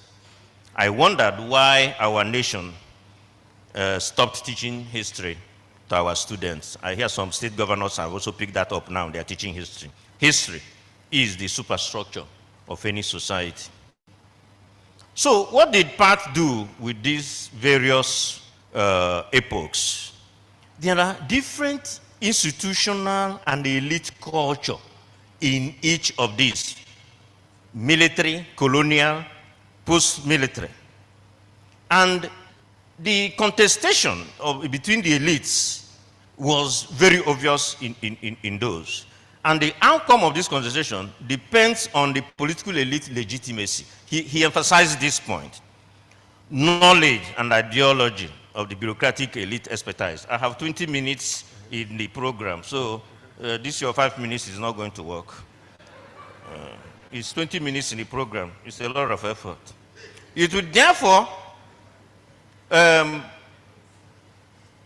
be worse if those political elites do not know or their values do not align with theirs. As Pat puts it, public policy is conceived as mainly the product of competing values within the policy formulating elite in determining a particular course of action. In this contestation of power, he dwelt on the issue of legitimacy of the political elite. In his view, legitimacy is critical for power relations, for shaping policy process and policy outcomes, that even if you don't have it ab initio, you must strive to earn it. Those who are governed must believe that the ruler has what he calls a clean title to the authority. Clean title to the authority. He therefore says that legitimacy is therefore different from legality. I think given the context in which we find ourselves, where courts are beginning to make pronouncements on who governs, this very important point needs to be made, and Pat made it very eloquently. It then goes on to discuss the importance of state capacity and bureaucracy and how even the political elite must nurture, must train, reorient the bureaucracy with certain values for performance and outcome. And to understand that the bureaucrats are not their enemies. In the colonial era, one thing was very clear. The colonialists did not come to uplift society. They came with a purpose. They had limited goals: extract, exploit, appropriate local wealth in a manner of war booty. You may not like this, but they set up institutions to achieve this goal. So it's not a question of whether it was good for us, but the lessons that are embedded in this is that when goals are set, appropriate institutions must be set accordingly. Appropriate personnel must be deployed.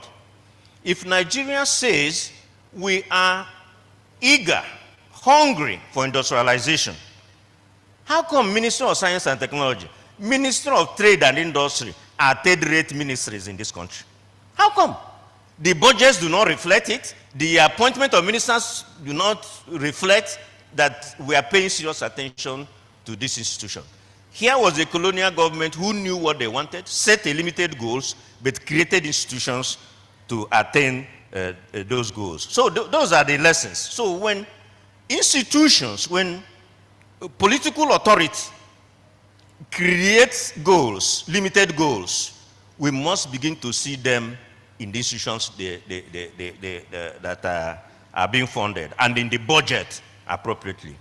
It reminds me of a couple of years ago, in the last dispensation, I was part of a retreat with a state governor after he had done 2 years. He was in his third year. And while we were at that retreat, the governor started reeling out what he wanted each sector to do. His commissioners were there, all the aides were there. After a while, I had to interrupt the governor, and I said,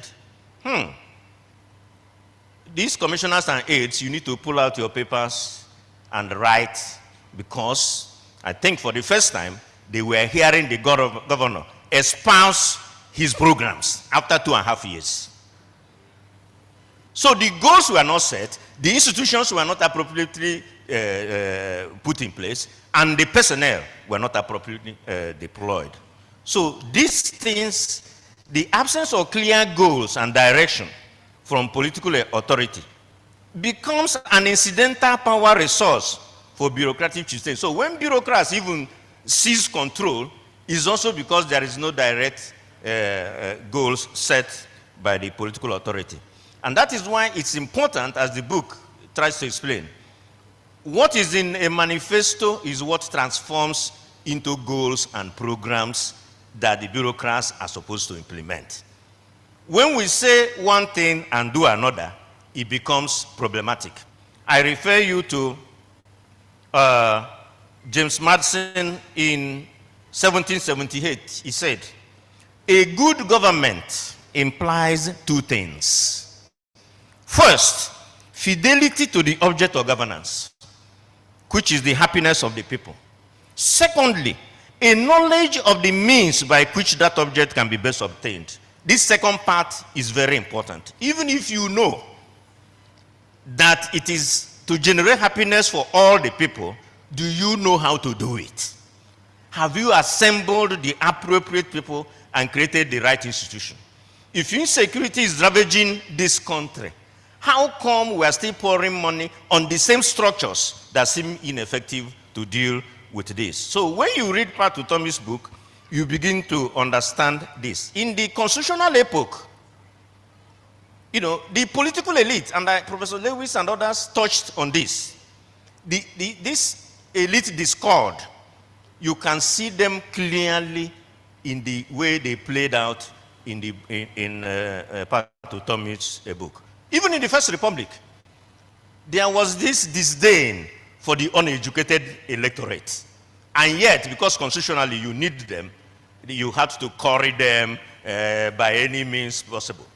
But then what people did was they resorted to extra legal means to even win election, and they began to organize people in solidarity groups, in tribal groups.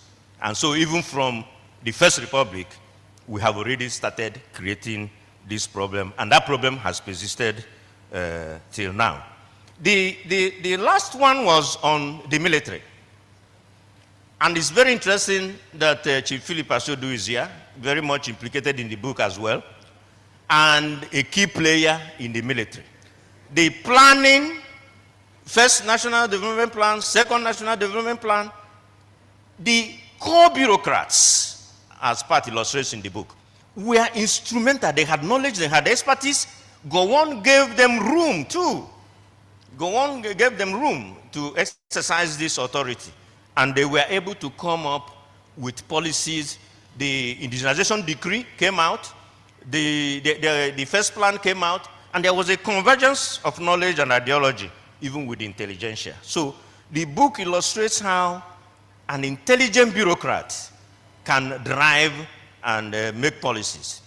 When the second regime came after Gowon, there was a certain level of disdain for this bureaucratic oligarch, as they were beginning to be called. And so things were no longer at ease.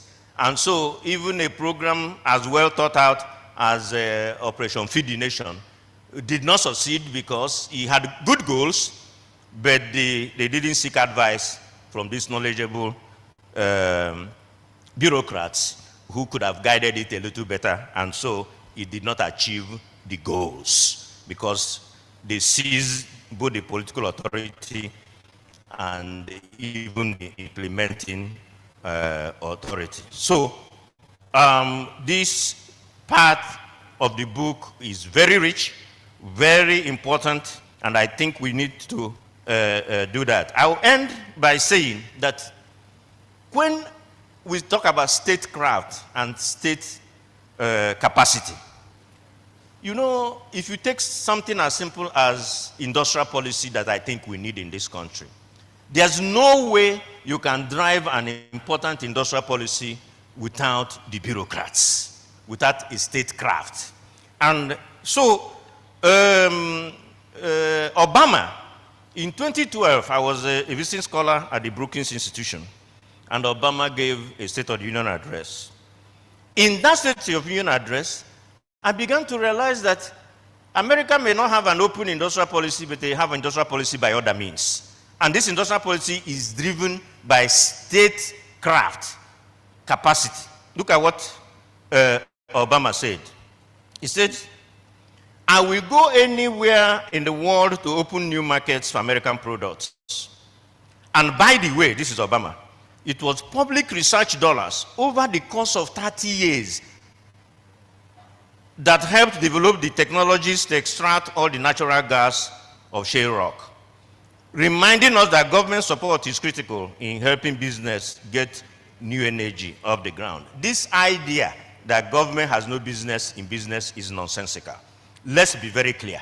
If they didn't have strong state, strong bureaucrats, this program for 30 years that produced this significant technology would not have happened. And he went on to say, in 3 years, our partnership with the private sector has already positioned America to be the world's leading manufacturer of high-tech batteries. Because of federal investments, renewable energy has nearly doubled, and thousands of Americans have jobs because of it. So, interestingly, when somebody comes here and tells you don't need industrial policy, please remind them of Obama's State of the Union address. Need I say more? I'm concluding part. If we want to develop, we know what to do. Improve state capacity to formulate and implement policies. You have to plan. Bureaucrats matter. Have leaders with values, ambition, and goals, willing to enlarge the tribe and build a nation. Correct our politics. Construct elite consensus. Professor Tommy has done his bit.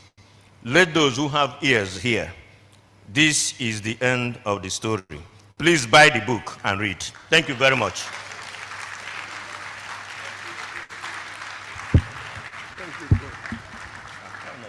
You problem. Thank you, Prof. He is, of course, a professor of economics. So yesterday, we all graduates of time management and entrepreneurship. Please, another round of applause for him. Ladies and gentlemen, quickly, part of the panel we have is the executive governor of Nasarawa State. He is, of course, an engineer, a businessman, and a politician who has served as governor of Nasarawa State since 2019. In 2000, he returned to Nigeria and started Sadiq Petroleum Nigeria Limited in Lagos as MD/CEO. Sadiq Petroleum Company participated in the privatization of African Petroleum AP. He was appointed the Executive Director Operation of AP in November 2000 and later appointed as the 4th MD/CEO by the board of AP. He resigned from AP in 2006 and took another job with American multinational oil service company called Treta International as a Director of Business Development and Country Manager. He left Treta and in December 2006 to join partisan politics. And today he's serving the people, good people of Nasarawa State. He is, of course, Engineer Sule Abdullahi, the governor, the executive governor of Nasarawa State. Please, a round of applause for him. He's going to speak as well as use this opportunity to give us his love for this beautiful book that Professor Pat Utomi has written, which has a cost value of 250,000 naira. So before he leaves, he's going to join in this wonderful appreciation of the book written by Professor Pat. You're welcome, Your Excellency. Thank you very much, Mr. Chairman of the occasion, Your Excellency Victor Atta, the members of the National Assembly, former governors, Your Excellencies, the birthday boy, Professor Tommy, our royal fathers, distinguished ladies and gentlemen. I'm sorry that the program has changed a little bit where I have to speak. I have to rush back to the airport and catch 2 o'clock flight because I'm not as lucky as His Excellency Peter Obi to have a private aircraft that will take me back to. So I want to wish you first a happy birthday and want to thank you sincerely for inviting me to this event.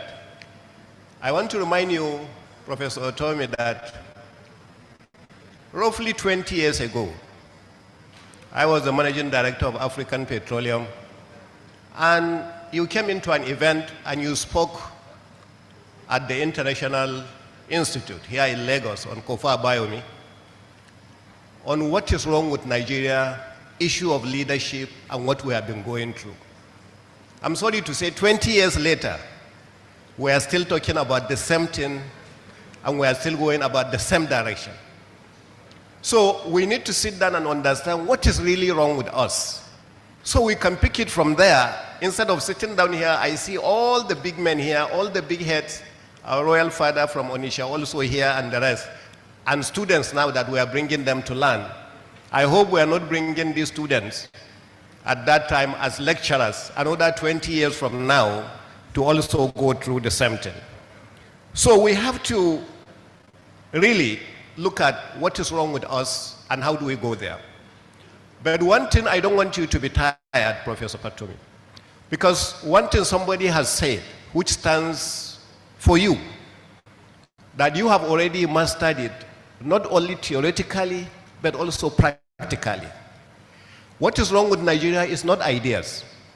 What's wrong with Nigeria is not so many bills and memos and laws and those, we have them. What is wrong is actually implementation of all those things that we talk about. So we can sit here today, and I'm sure by the time we pick this your book and read it, and pick another book that you have written and read, we'll see a lot of similarities, you know, on those books. So have we really implemented any part of those? So let me approach it this way. While you went to Bloomington, I went to Terre Haute, Indiana. I went next to you. So I've been following you since those years. I'm not 68 years old yet, but I'm following it on you. And is this democracy the kind of democracy we really will practice? Is it the kind of democracy we really want? I know you will be surprised that a governor will be speaking this way. I went to school in America. After that, I lived and worked in America. And I know we are practicing the American system. But America is not Nigeria. The people are different. The environment is different. Our attitude is different. The culture is different. So why must we think that we can import something from America and it will work perfectly for us as it is working for Americans? So, and I think this is one of the things we have to look at. I love the comments made by the book reviewer when he said we have to engage the world, but engage the world with our own story. And when I say our own story, not a borrowed story. Recently, I was actually in Rwanda. And a lot of us are now commending Rwanda, commending the president, the good things that he is doing in Rwanda. Is it very popular with the West? Today it's not. But is it popular for him in his country? Is it working for his people? Yes, it is. So are we waiting for somebody to allow us to develop a democracy that is good for us? We shall not.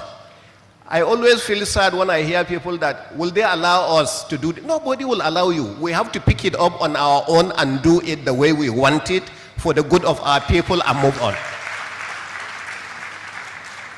I think these are the issues that we have to go. Nigeria is so blessed.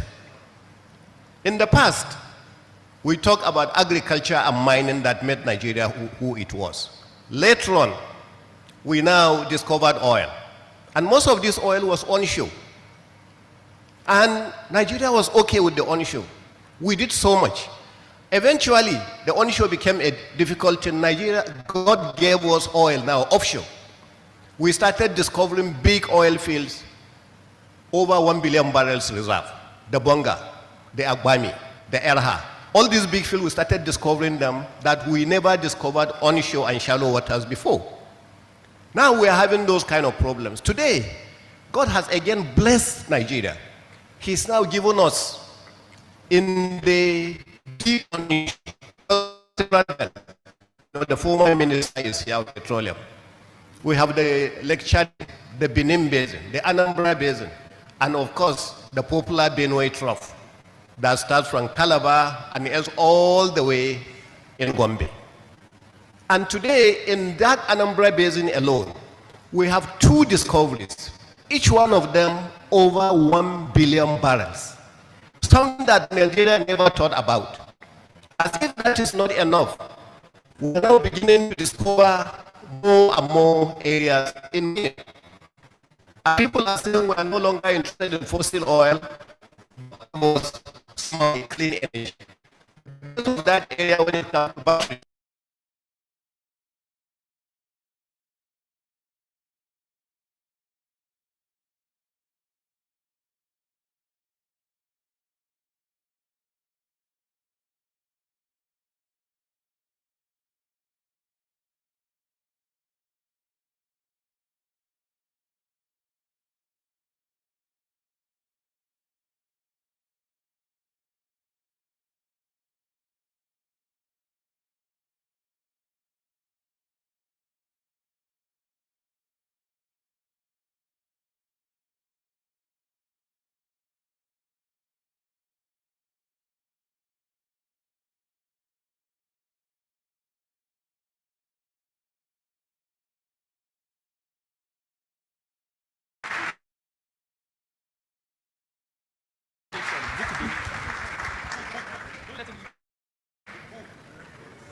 about the book.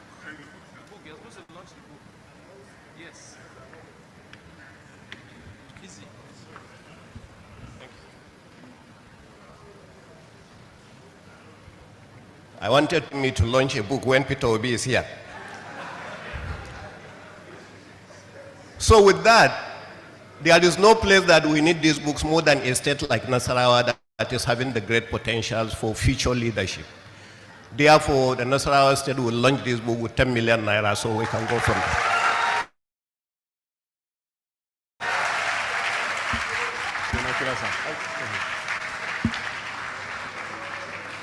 Please, another round of applause for the Executive Governor of Nasarawa State. Thank you very much, Your Excellency. Ladies and gentlemen,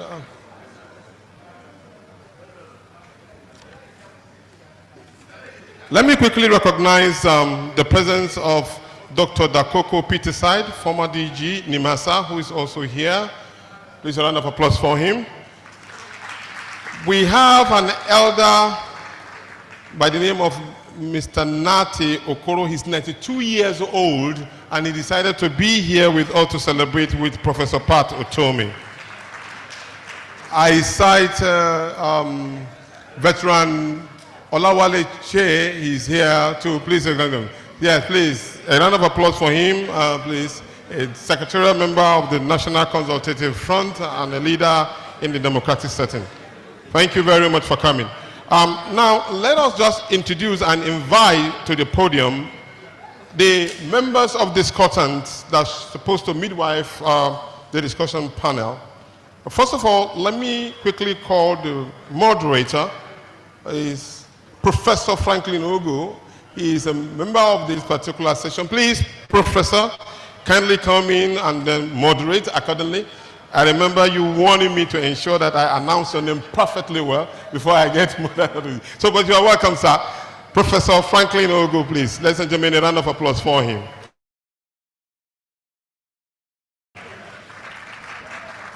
Okay, the next person who will join us on the podium is the representative of the governor of Enugu State. That is Dr. Peterside Ndubuisi Imba. Is Professor Chidi Ebere Onaya. He's the secretary to the governor of Enugu State. He's supposed to be on this particular program. Please, a round of applause for him.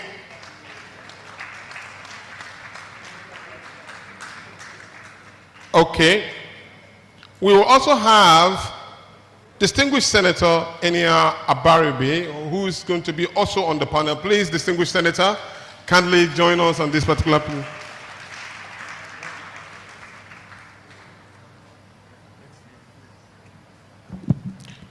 We also have the Bado boy himself, our professor of reputable and unreplaceable interest to the Nigerian people, Professor Pat Otomi, Prof of the people, Prof of the people.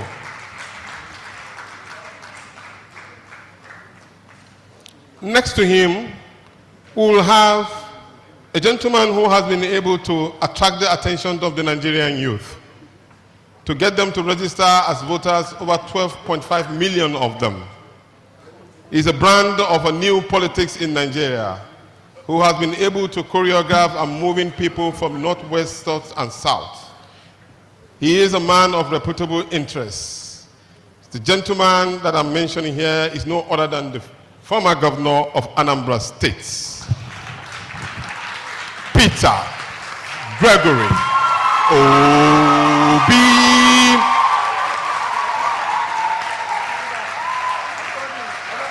Thank you.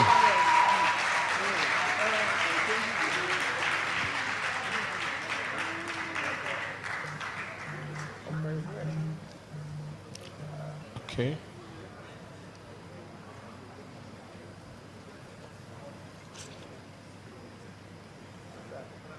Yeah, Prof. Yes. And you know, this professor is so blessed with presidential candidates, including governors and all. Like I said before, we have a governor who is a barrister at law, who has done exemplary well when he was a governor of the state of the Caliphate. He is no other than the former governor of Sokoto State. Please welcome to the podium Aminu Tambuwal.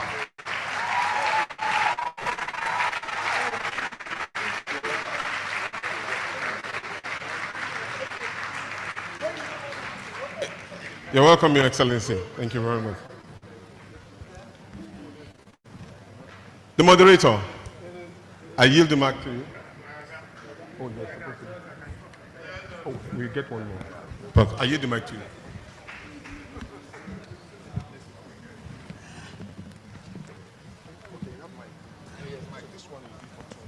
No, I think there's one.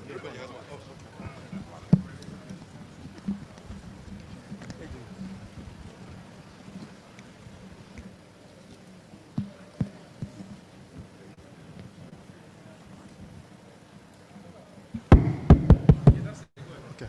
So thank you very much, MC, and welcome very eminent panel members. I'm sure we all agree with me that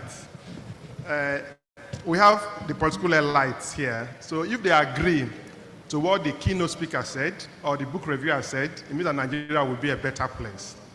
And if you look at the topic that we have today, we are looking at democracy, governance, and national performance, which is a very interesting topic and which will interest anybody that is interested in Nigeria. And the keynote speaker, Professor Lewis, mentioned that we are supposed to celebrate that we've had about 25 years of democratic governance, which is very good. However, when you now move to the governance indicators like rule of law, regulatory quality, government effectiveness, accountability, control of corruption, in all these governance indicators, Nigeria has not done well and continued to decline in these key governance indicators.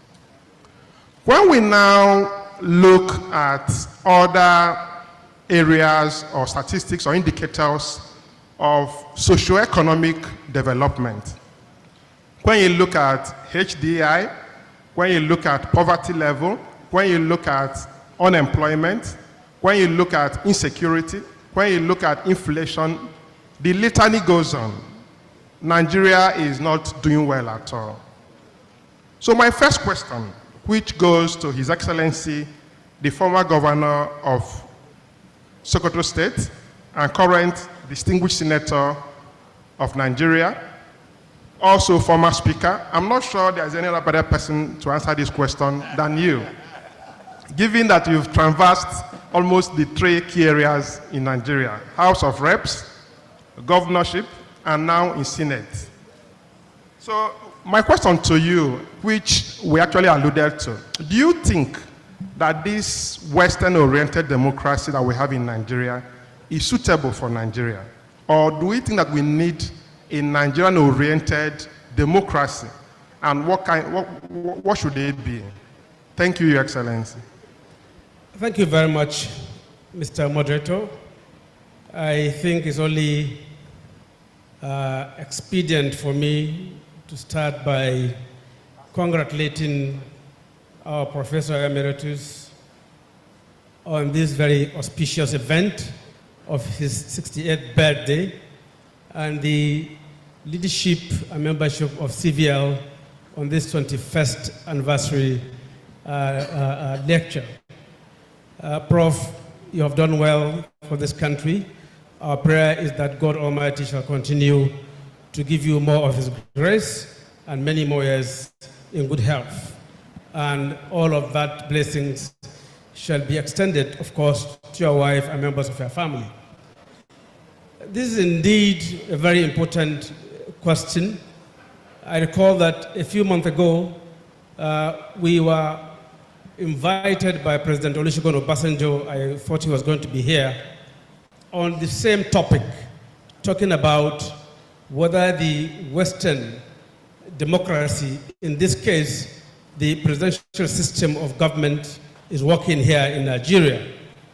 And the consensus, the common ground at that discussion was that we need to tweak and rework the system and bring it closer home.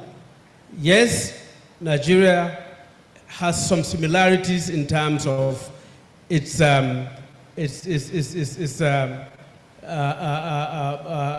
diversities with America as a continent, as a country, but not everything about America is similar about Nigeria.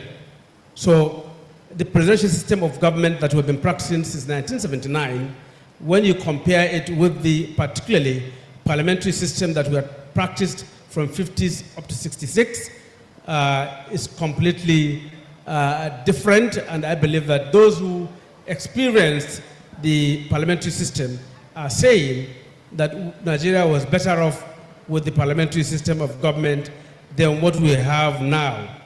I believe that as someone who has been in the House of Representatives from 2003 to 2015 and who has been Speaker of that House, we have a lot of work to do to bring the realities of our situation to bear in conformity, with the presidential system of government.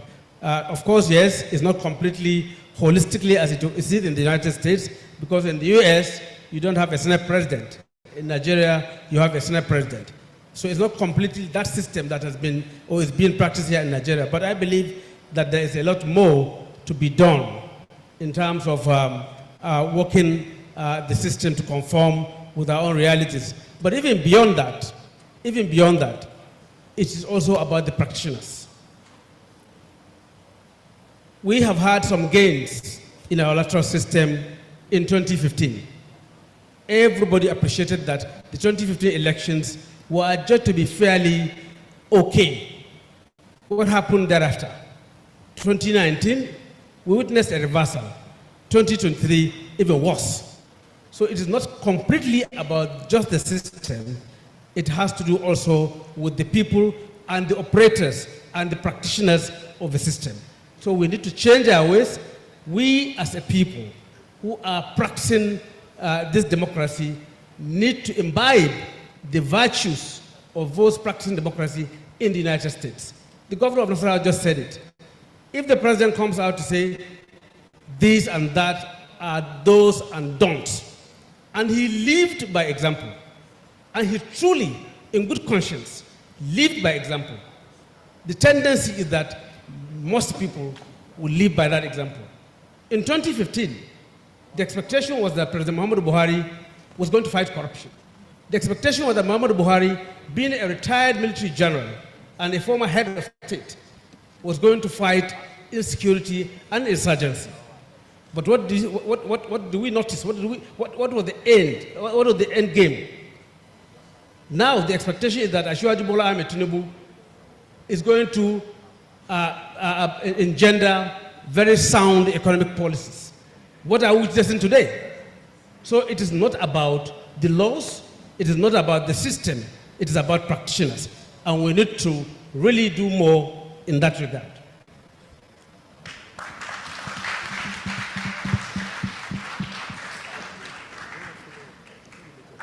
Excellent. Thank you very much, Your Excellency, and very, very insightful contributions. But I've also been told that, when professors listen to certain things, they want to react immediately. So Professor Chidi Onya, who is presenting the governor of Enugu State, but okay, Senator Baribe, they are all reacting to what you are saying. So I don't know. Okay, let me ask Senator Baribe. Senator Baribe, you can be described as a veteran of National Assembly. Some people are asking, are you back to National Assembly again? And I said yes. So, you can call me an indigene of the National Assembly. I've been there for a very long time. And I respectfully disagree with my friend. I have a very good friend who always says that there are no two ways of piloting a 747. There's no Nigerian way. There's a way you're trained to fly that plane.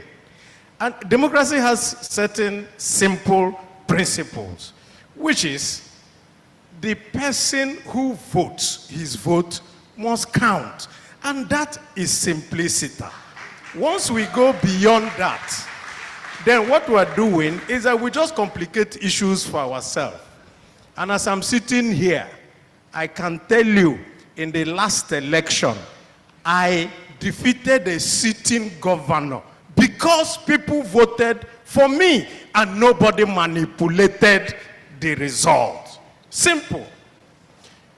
If people manipulate results and another person emerges, that person does not have what we will call legitimacy. And it is a fact of life that when you are not legitimate, it is impossible for you to engender I would say, the support of the populace.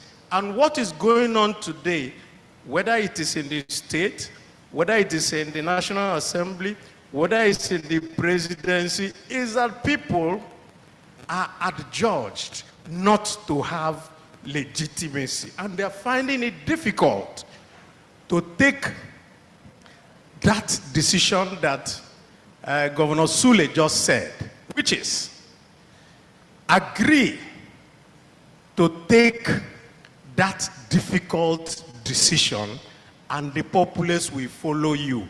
But when the populace looks at you and knows that you're illegitimate, why would they want to sacrifice for you? And that is the bane of our system today. So I do not agree that we have to have a Nigerian system. What is a Nigerian system? Is it the one, for me, an Igbo man, that we already had democracy before the white man came? Or is it the one that you will have from the Oni or the Bale or whoever who already has a system that is his own?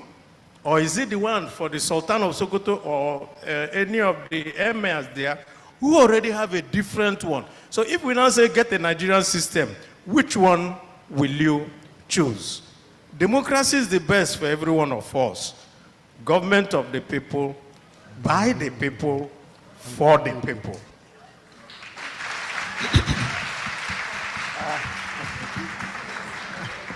Excellent. Thank you very much. I think that a lot of reactions are coming from these opposing views.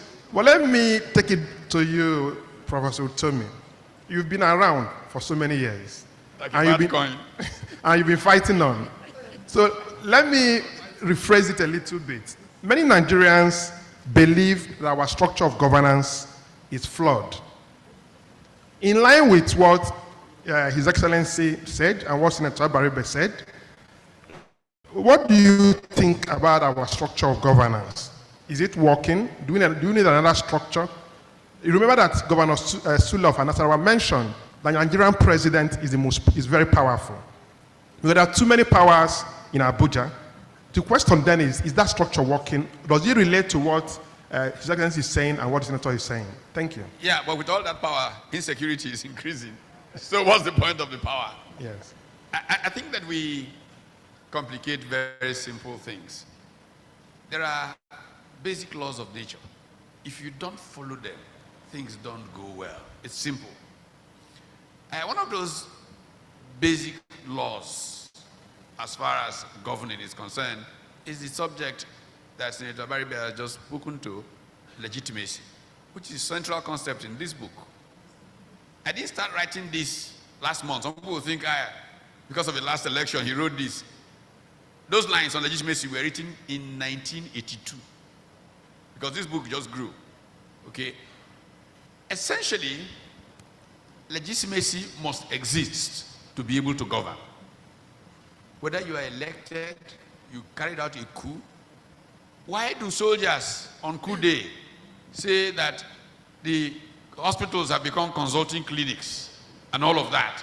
They're trying to earn a certain kind of legitimacy, which I call negative legitimacy. Make the people believe that, okay, he's there for our sake. Now, if there is a problem with legitimacy, people wonder, what is he really doing? Is he really there because of us? We know, even if you intimidate them with Supreme Court and all of that, they know it's a sham, it's a farce. And so they said, okay, they can't fight you. Okay, carry go, God will deal with you one day. And as they're dealing with God will deal with you someday, you need National Assembly to back some policies. National Assembly knows you are illegitimate. So what do? They ask you for money. And so Engineer Abaribe gets one bag of dollars so that he will vote for the next thing. The next guy collects the bag and the place is just a complete mess. You can't govern. That's what's happened to Nigeria. We've gone away from the fundamentals of how you govern. And then we got these complications. Okay. Excellent. Thank you very much. Let me now take it to the governor of Enugu State, ably represented by the Secretary of the State Government, Professor Chidi Onya. With your experience in development circles and now serving in Enugu State Government, do you think that the governors have enough powers to bring proper development to the states? Because if you know, poverty rate in almost all the states in Nigeria increasing, unemployment increasing, and insecurity increasing. And most of the time, the attention is to the federal government. And most of the governors always keep quiet when the blame is on the government. So my question to you is, in relation to that, do you have enough powers to govern? And what do you think about the demand for state police to address the issue of insecurity? Thank you so much. I'll start by wishing Professor Pat Utomi a very happy birthday on behalf of His Excellency Dr. Peter Mba. Congratulations. And back to your question, I do think that states have sufficient power to be able to drive the fundamental change that they need to meet their social contract to the people. In my experience in the past, before I took this job, I had worked in the development firm for a long time, and I understand there are certain fundamentals why the politics is important. The politics of delivery is underpinned by the right policies, also having the right implementation culture. And Professor Ositobu had talked about something in his comment which talks about strong institutions. And we've been talking about this for quite a bit. So what the governor of Enugu State had done through his team was to identify that evidence-based decision-making is critical. So there's no way you're going to set out to achieve a level of very fundamental, irreversible change if you don't understand the fundamentals driven by empirical evidence. So what we have done is, while there's this question around whether the states have enough power, we are more focused on meeting the social contract that is in his agreement with the people. And what that means is that very fundamental things that came up, like for instance in Enugu, for over 2 decades, there was no water in Enugu State. But the governor, on assumption of office, said that in 180 days, and this is the difference between when governors come into power and they give some highfalutin promises that they have no plans of meeting, and those that drive their commitments based on empirical evidence, on data. So what we have set out to do was to set out a trajectory that allows us to build the milestones to track performance. So now you know that strong institutions also have to do with capacity. We're very aware that the current system in the public service may not have the right capacity, so we're able to start at the very beginning to get the right support from outside to strengthen what was within, and also to track the growth of those that are within towards that key element, which was to provide water for Enugu in 180 days. And it seemed like 2 decades of problems being solved in 180 days. But at the end of 108 days, Enugu State was able to have close to 60,000 cubic liters coming into Enugu. It's never been done before, over 2 decades. But the fundamentals was that we didn't set on that journey by just giving a promise that there was no plan to achieve. So the state governors have fundamental powers. They have enough power to be able to fulfill some of the promises if they want to. It's important if they want to. So when a governor is committed to meeting his obligations, for instance, reducing the poverty head count, which is one of the key things, you have to ask yourself what policies can actually achieve that. So if you're going to try private investors, we said we were going to move the GDP from $4.4 billion to $30 billion over the next 4 to 8 years. This is not a promise that is easy to achieve if you don't do the fundamentals, attract the private sector to drive and catalyze growth. Like I was sharing with the former governor of Akwa Ibom State, and he said to me, how do you drive this without security?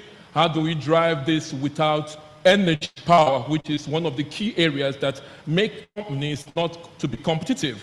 Why would they come to Enugu State? So the first thing he did was tackle insecurity. Now we don't have the powers, so to speak, to have state security, but we do have the powers to collaborate with existing security agencies and have the political will to do what was not easily done before. So the governor has political will. He had the right type of collaboration with security agents. He had the right type of team to drive it. Professor Tommy has been pushing value-based leadership. So at the very beginning, the governor said, what will be the core values that can help me drive the team that I have gathered? So he set out with 4 key areas. First was meritocracy. He felt that it was important to hire the right people. And so it wasn't just meritocracy of recruitment, it was also meritocracy of ideas. So the ideation and the people was one of the key things. He felt like respect was critical. The next thing was team spirit, not just teamwork, so that we work collaboratively in areas and support one another. And this is around the key things. And finally, what are we going to define success to mean to the people of Enugu State, and also create this regional market that we were pushing for? So the last was excellence. This catalyzed the process of our process from ideation to transaction close. So governors do have the power if they choose to. Thank you.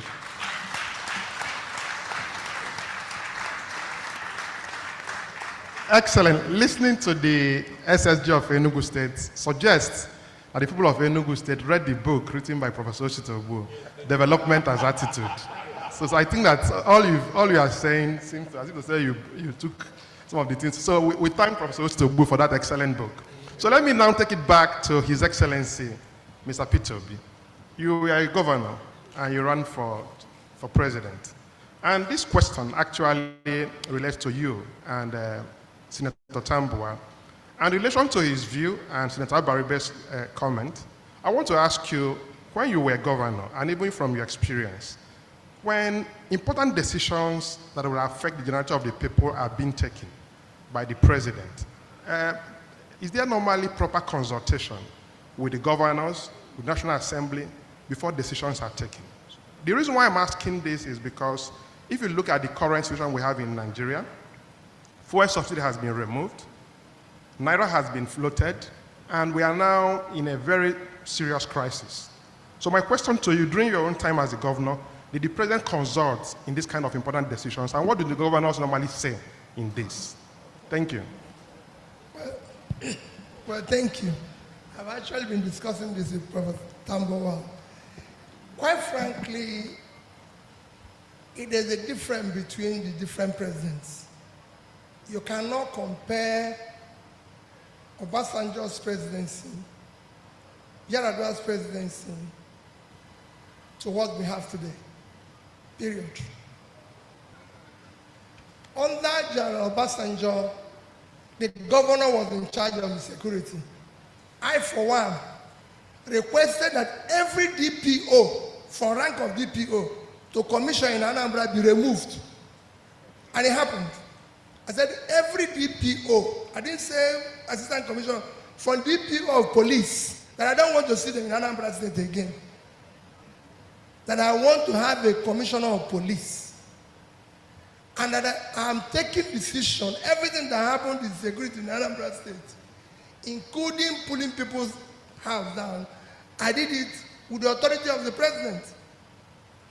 And every month, there's a conversation between the president and the governor. And it happened under Yar'Adua. I remember telling a governor when Buhari was there, I said, how can you be arguing with people? Can't you talk to the president? He looked at me as if I was speaking. I said, go to the president and request something. So there is a difference thing between collaboration and authority. It's totally different. Like Sule said, if the president decides that things will work, it's like this insecurity. It's either you're in charge or you're not in charge. If we're at war, we declare war. When I came to Anambra State, everybody knew. People were collecting money in the street. People were doing all sorts of things. Some lunatics took over our park. I went over and I said, listen, if you don't want me to be governor, I go home. If I must be governor, I will be in charge here. He said, Mr. Young man, just don't do things that will be very distant. And I went home. In 1 week, they have 3 DIG of police. Okino, Ono for everybody in Anambra State. And it was what I said. I said, listen, sir, this man is problematic. We must bring everything down. So the president have to decide whether bandits will take over the country or not. The governors have to now work with him. Governors have to be in charge of their state and hold them responsible if you want to govern. Just like what he said about corruption. The same thing.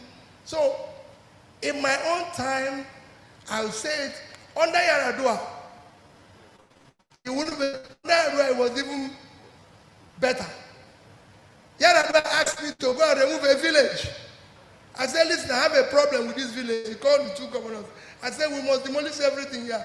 When I became governor, I'm happy that a revered traditional ruler of Onitsha is there, Obi of Onitsha. There was a place called Apaka Forest. That was where all the criminals are. And I said, see this forest, President, I want to level it. I don't want it to be a forest again. He said, do whatever you want. Today is the best habitable place in the area of Onitsha. We will level it. Everybody go. But the president gave us authority.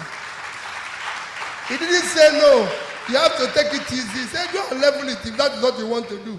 So you need a president who is determined, gives the governor authority. The governor takes the authority and go and do it. Like Sule said, if the president decides today to stop corruption, you don't need the EFCC. If you're not stealing, your wife is not stealing, your children are not involved, you reduce it by 60%. Everybody will run for cover. But when your wife, your children, everybody is doing their own, people will help them. And that's what's happening. You know? We are talking about the issue of foreign exchange. We can't just, a currency of a country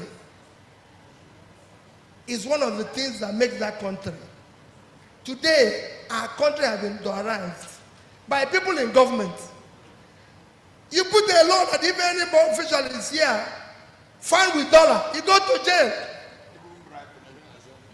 No more dollar transaction here. I'm not, those who are importing goods can use dollar. We have naira, we have currency, we should be proud of it. But when people in government are now the ones spending dollar, spraying it, doing everything, you hold the whole system. People used to disagree with presidents. Governor Atta is there. They were disagreeing with Obasanjo. They quarreled, and everybody, even in a meeting where Obasanjo will end the meeting, they quarreled with the governor. After quarrel, they walk away, this walk away. Today, governors can't walk away on the president, because if they walk away, they don't know where they're going to end. But they used to walk away on Obasanjo. Yeah, so these are the things. You must have a system that works. When they were there, Obasanjo will call meeting, they won't come. Because they believe that there was a system. Today it was like the governors are now house help. If the president said this thing, everybody runs for cover. It shouldn't be. They are governors of their own states. And they govern their own states. Like it's in America, we borrowed democracy from them. We should practice it like them. No governor goes to take permit or shouts when Biden can say anything. You know, so these are the issues that we need to deal with. Thank you.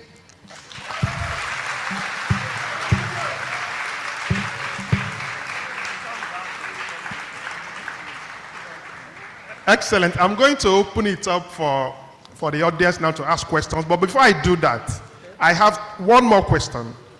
Professor Solu. No, I just wondering if you don't take Chris Fumonyo, who has been waiting for 3 hours, also has spoken before Peter Lewis. Okay. You should take him now. Yes, and then to add to the richness of the conversation. Okay. Dr. Fumonyo. Okay, so you want us to hold on, let him. Yes. The IT before. Yes. Can we take Dr. Chris Fumonyo?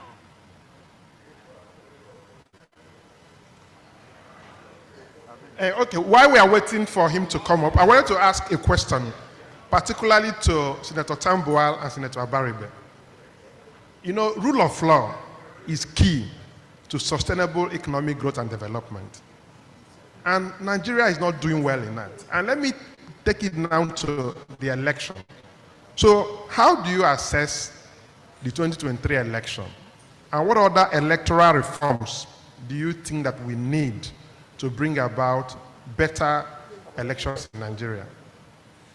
Well, before I gave you my commitment that any question you ask me, yes, I will attempt to answer. And when you ask my elder brother here, Peter Obi, the last question, and you indicated that I was going to make some comment. I think I'll go back to that first. While in office, somewhere in 2016, we were invited for breaking a fast by President Muhammadu Buhari. And unfortunately, a colleague who was then also the chairman of Nigeria Governors Forum, Abdulaziz Yari Abubakar of Zamfara, had traveled for Lesser Hajj. But before he did that, out of frustrations, he came out to make a public statement that he had resigned from being the chief security officer of Zamfara State. So when we were done with the breaking of fast, President Buhari was seeing us off. He asked me, looking straight into my eyes, why is your friend that is always complaining? I said, my friend had traveled to Saudi Arabia.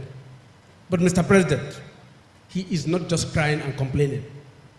There is real and present danger in Zamfara. And there is the need for you to really intervene. He's not just complaining. He said, really? I said, yes, sir. I will allow you to interpret what that means to you.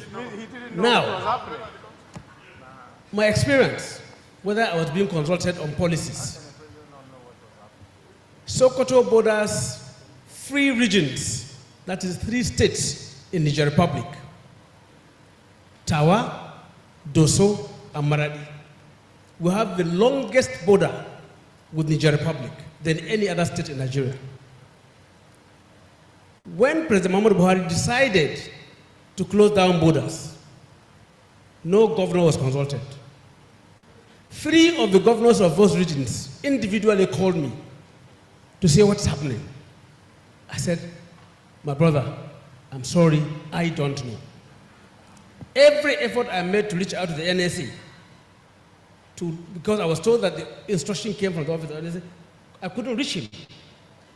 The only person I was able to reach was the then CG of Immigration, Babandede, who was able to give me some insights. So no consultation whatsoever on such a very key and important economic and security issue. Because Niger and Nigeria had, by then, a security pact that the military from Nigeria can pursue insurgents and bandits up to some certain miles into Niger Republic. That's what they call hot pursuit. Vice versa. And then you shut the borders. So you could see that I was left with no answers. So consultations are not necessarily as frequent as they are supposed to be. And on the issue of control, security, powers of the government. Yes, in terms of developmental issues in your state, yes, you have the control of the resources. You can come up with policies, but then you can only implement those policies, no matter how good, if the state is safe and secure. The all and most important ingredient for any development is security. Governors don't have control over security. They don't.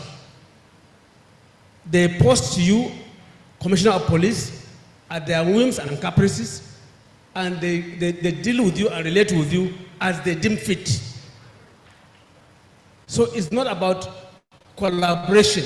It's beyond collaboration. Matters of security, governors are supposed to be hands-on because they are the ones dealing with the live issues of ensuring that people are secured. And it's not the case. So there is the need for us to restructure and devolve more powers to the governors so that they can work on issues of security and even give them more resources. That's my take on that. Sorry, Frank, if you don't mind. Yeah, I think that what Governor Tambuwal has said is so important a subject that we should not just drift away from it. There isn't enough listening, and it's one of the most important attributes of leadership. If you can't listen, you cannot lead. And then this is one of the big strengths. I mean, I keep talking to my Indian friends, I'm talking about how enough credit has not been given to Rao as Prime Minister for India's turnaround. It was supposed to be a placeholder, and the things that happened. But I bring it home. Enough credit. And Nigeria is very unfortunate. It's not been given to Umaru Musa Yar'Adua as president. He was a listener. He listened to governors. He listened to even ordinary civilian like me. Once Friday afternoon, I still remember, he said to me, "What's wrong with Nigeria?" I said, "You know, I'm a teacher, I will talk." He said, "Talk." And for 2 hours, he sat there just listening to me. You know? So we have been unfortunate, very unfortunate with losing President Yar'Adua when we lost him. But we need people who go into leadership positions to learn to listen and to consult. That's part of the essence of the policy process. And we're missing it now. This, shut down the border. Nothing, then 2 weeks later you find out, why did we shut it down? What are the consequences? We act before we think. And this is tragedy. This is what Nigeria has been living through. I just thought I should make that small point.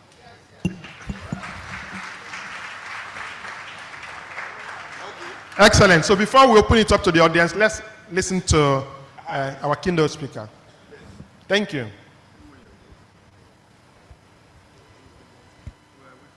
Thank you very much, Mr. Moderator, for giving me this opportunity. The Honorable Chairman Obong Victor Atta, Your Excellencies, members of the Diplomatic Corps, Your Excellencies, former ministers of the Federal Government of Nigeria, executive governors and former governors, Your Excellency, the former Secretary General of the Commonwealth, Chief Emeka, our traditional leaders, His Royal Highness, the Oba of Onitsha, and the representative of the Emir, distinguished ladies and gentlemen, all protocols respected. I first should start by wishing a happy birthday to our chief host, Professor Pat Utumi, a man of shiny credentials who continues to inspire Nigerians and Africans across the continent. I am deeply honored by the privilege to keynote the 2024 Center for Values in Leadership annual lecture and International Leadership Symposium. In fact, I feel very fortunate to share the podium with my good friend, Professor Peter Luis, one of the most distinguished Africanists in the United States, who's traveled to Lagos to be there in person. I also want to share the wisdom that was shared by Bishop Kuka and other distinguished speakers before him, as well as this wonderful panel of the wise. Let me say that all of the previous speakers have really dived deeply into Nigeria as we see it today. I want to stand on their collective shoulders and project from there to the outside to provide additional context for this brainstorming exercise. It is remarkable that as we gather here today to brainstorm and rub minds about the linkages between democracy, governance, visionary leadership, and development, it is projected that in less than 25 years, Nigeria's population would be at approximately 400 million inhabitants, which means that 1 in every 4 Africans would be Nigerian. It is also projected that should the Fourth Republic endure, and should Nigeria stay on the trajectory of democracy, it would be the second largest populated democracy in the world by 2050, coming only after India. As we know so well, 70% of Nigeria's population is under 30 years old, and almost half is under 15 years. Nigeria, therefore, is a global player and must step up its game. Nigeria, as we all know, is the giant of Africa, literally and figuratively. It must lead the charge and cannot have feet of clay. There is now a collective awareness for those of us who follow global issues of the weight, the voice, the value of giving meaning to the global South, where increasingly populations are saying nothing about us without us. That explains the calls for reform of the UN system with a permanent seat on this UN Security Council for the African continent. That explains the call for reforms of the Bretton Woods institutions, the World Bank and the IMF. That explains even recent actions to provide an African seat on the G20 and all the echoes around that. The world is beckoning for Nigeria to tell the world that here I come. We are also gathered here today at a time when the sub-regional organization ECOWAS is in shambles. We know Nigeria's weight and leadership in the sub-region. It carries the entire sub-region in all aspects: human capital, economic powerhouse, governance model, military might, and you name the rest. Looking internally, Afrobarometer surveys and surveys by other credible organizations continue to show that over 70% of Nigerians believe in democratic governance. On the other hand, it's sizable. I think there's a network problem or connection. So while we are waiting for it to be restored, I wanted Senator Enyinnaya Baribe to just comment on the 2023 election and what other electoral reforms do you think that we need? Just before we open it up for the audience. Thank you. Well, let me say that you are just being very unfair to me. I had commented on the election, and I said one thing. Just like I said about driving, driving was what one of the former Chief Justices spoke about an aeroplane when I confronted him. The elections, there was nothing wrong with the elections that happened in my constituency. Everything went well, except the presidential part.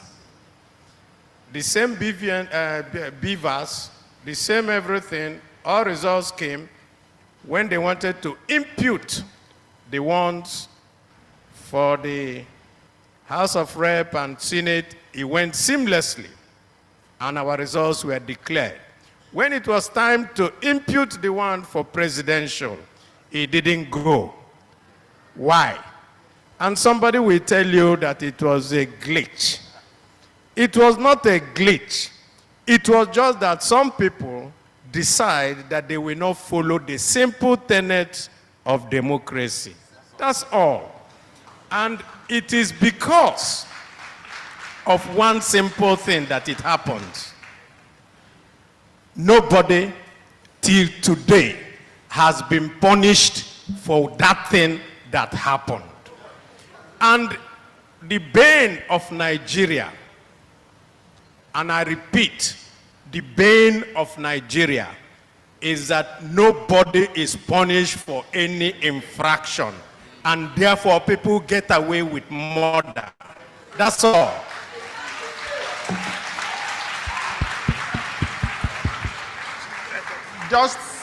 I will open it up now, but I just wanted Senator Aminu Tambuwal. You know he disagreed with you earlier on. Do you disagree with him or do you agree with him on this one? Well, I think we have not had any substantial disagreement. It's possibly the way he presented it. I said it's about the people, the attitude. Now, look at it. By himself, Senator Abaribe is saying that when it was time for his own election and that of the member of House of Reps, on the same day, same process, his own went seamless. That's what my brother didn't go seamless. So it's the attitude of the people. It's the process. It's the same process. It's human being. It's about the people. It's about how we go about implementing those very important ingredients of democracy, free, fair election. And you see, the whole of the election, the whole gamut, from primaries up to tribunal, up to Supreme Court, is a process. How can you till tomorrow convince me that someone who came fourth, number 4, can be governor? Meanwhile, the tribunal said he cannot be. The Court of Appeal said he cannot be. Supreme Court said 1, 2, no, number 1, go. Number 2, not you. Number 3, not you. Number 4, it's you. And you tell me that it's not about human beings. It's not possible. And look at the policy of the current Supreme Court on all the governorship elections. The policy of let my people go, not justice of the case. Not justice of the case. So when we talk about due process, rule of law, it's not just about, it's a process. So I believe that we have a long way to go in the reforms, and we must imbibe the right attitude as leaders, as followers, as voters, as political parties, as practitioners. So it's not just about, look at the Imo elections, the last one. Look at the Bayelsa elections. Look at the Kogi elections. Okay, look at the by-elections that have just been concluded last week. In my state, people were carrying ballot boxes with the aid of police and the military. So how do you convince me that the election was free and fair? So we must get the right attitude if we want to have democracy and good governance. Thank you very much.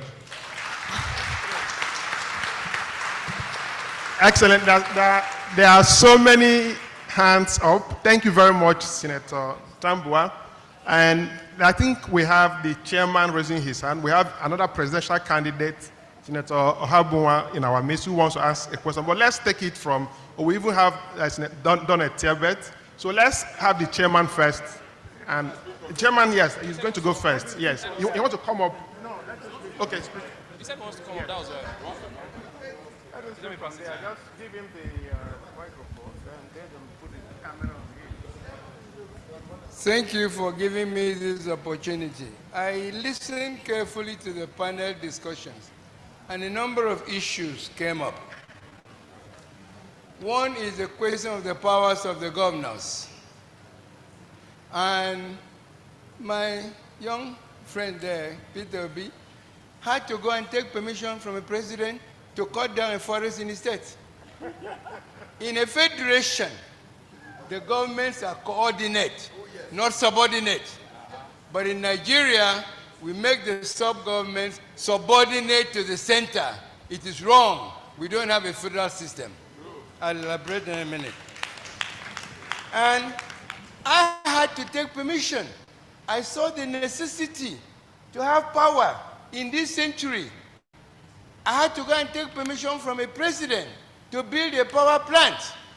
It was a hard task to get that permission. But listen to this. After I built a power plant, the president made a law, if you generate, you cannot distribute. So what was the point? So my effort to say that Akwa Ibom will be the first state to have 24-hour constant power was frustrated because of the nature of arrangements we have in the country. And we talk about security. We've been shouting about state police, state police, state police. We have not had it. How can you have somebody, like you say, if that man, Governor Tambuwal, if that man, that police officer that you said was aiding the cutting away of Baloba, if he was from your state, he would not have aided it, because he would have made sure that the people's choices are what comes out at the result of the election. And you talk about election and INEC. How many times have we not said? They say if you allege, you must prove. So you bring somebody who says that his election results were faulted, you bring him to come and prove with evidence held by INEC that will convict INEC. Why will INEC release those the kind of evidence he needs? When President Trump had issues with the election, nobody asked Biden or anybody to come and prove that they were properly elected. They asked Pennsylvania and Georgia to go and do a recount. But here we have never put INEC on trial until you put INEC, who alleges that they've done a proper election, until you put them on trial to come and prove how properly they conduct the election. You'll never get good results from the election. So what is fundamentally wrong is what the institution, I thank the book reviewer for talking about the institution. Our institution, and the most basic, corrupt, wrong institution we have is the Constitution. Oh, yes. Unless and until we develop the courage and the ability to change that Constitution and make it a Constitution written by Nigerians for Nigeria, we will never make progress. Thank you very much.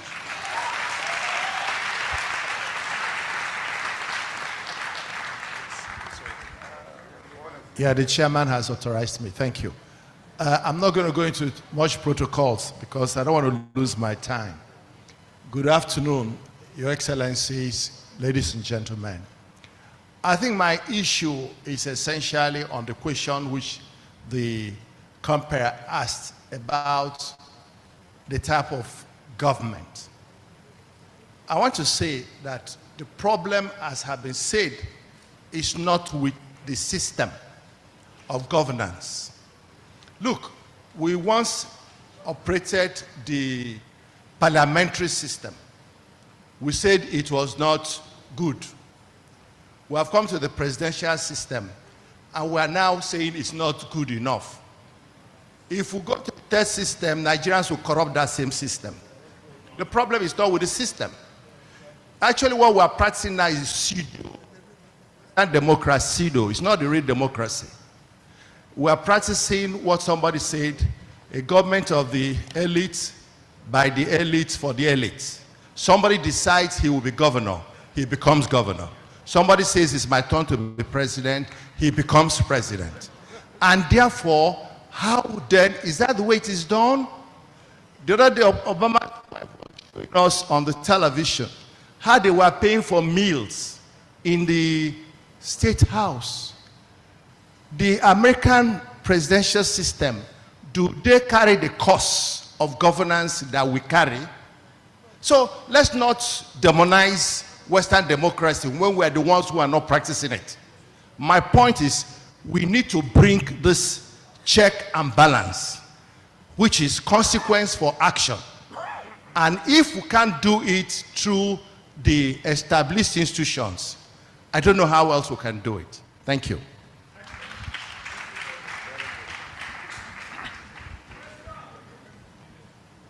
Yeah, thank you, Your Excellencies, distinguished ladies and gentlemen.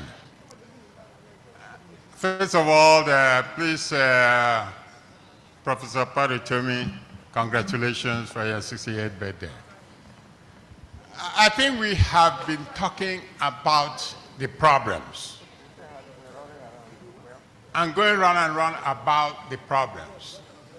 We have never suggested how they could be solved.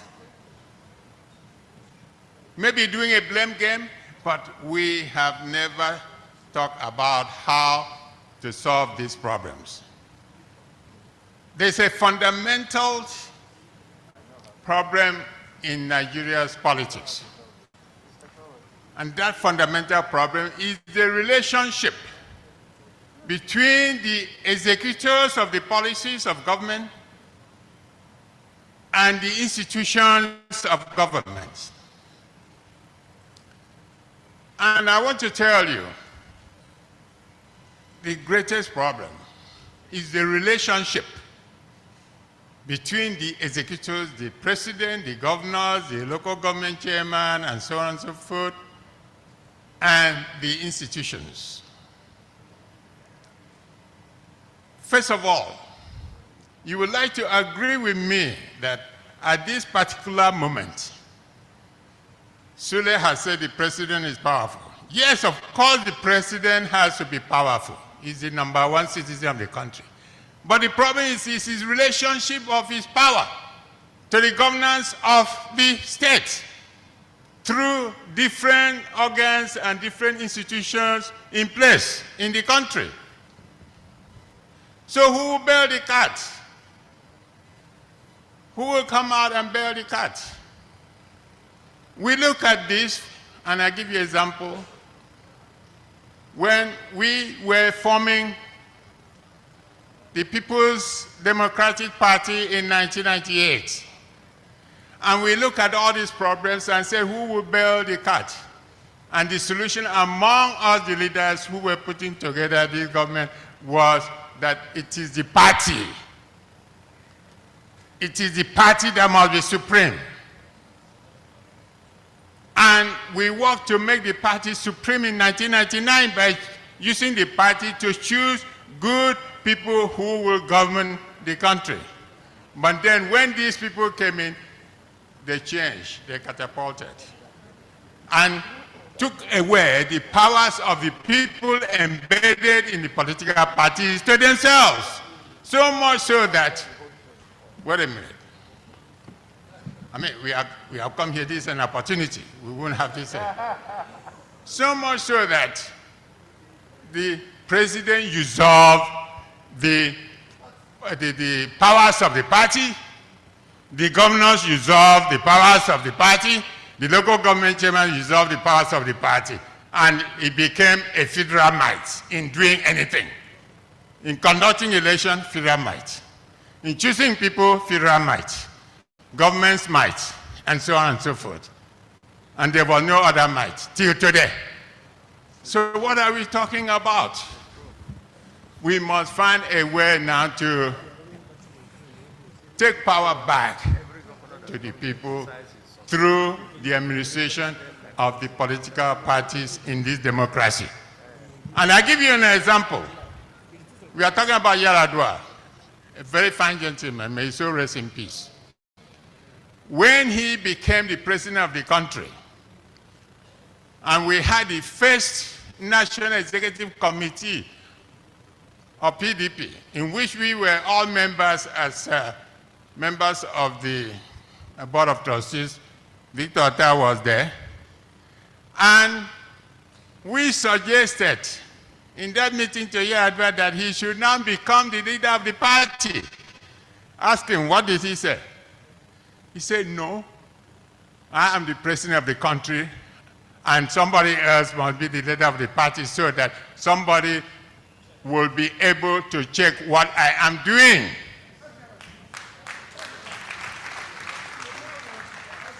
Who checks who checks what the governor is doing? Tell me in which state in this country has conducted a local government election in which the party in power does not win 100%. Tell me. So we must be able to consult ourselves and find out exactly the best thing to do. And the best thing to do is to return the powers to the political parties and put in checks and balances in the situation. Who is the president afraid of? Who is the governor is afraid of? Nobody. So how can you rectify the situation? Thank you very much. God bless.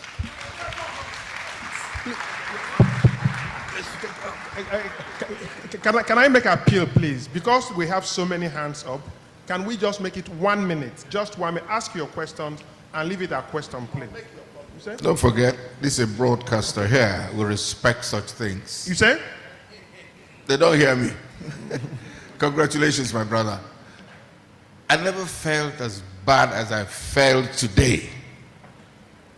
When I was watching a reporter who was telling us about the Super Eagles preparations for the Make or My match with South Africa tomorrow. The guy said it's been in Côte d'Ivoire the last 2 weeks. They've not taken light for 1 second in Côte d'Ivoire here. And we'll have all our people here. But most of the people speaking, they've tried to be governors and all of that. So where is the solution? What do we do to get out of this quagmire?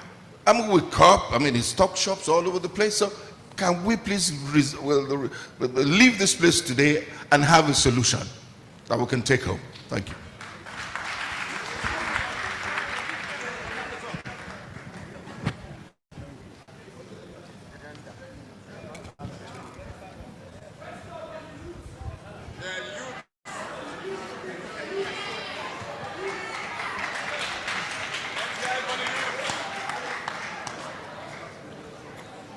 Mr. Chairman,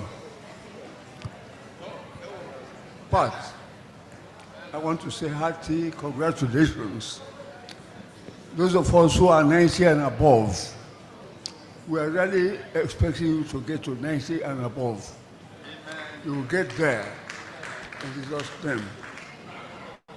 I represent a generation that is weeping. Hold it, please. I represent a generation that is weeping because of the darkness at noonday in Nigeria. We are weeping because Nigeria is enjoying darkness at noonday. I have about 3 questions to ask and I'll sit down. My generation wants to understand why in 1914 we became a symbolic project. Symbolic project. And at 2024, we are still a symbolic project. Before 1999, we were heading to become a symbolic nation, but we are not. So what is the problem? What is the difficulty in understanding that Nigeria needs people with mindset, properly ordered mindset, positive mindset, people who will think and ask questions.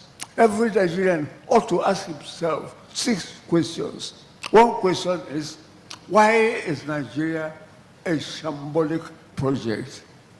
2, how come Nigeria cannot become a symbolic nation? 3, Why is it all like this? When will it change? Where will it start? And who will kick it off? So those are the three questions. But the final one is, do we allow politics, position, power, network, and cash to be the driver of what we do in this country? In civilized countries, they regard mindset as very critical. One, it is because they have the right mindset that they have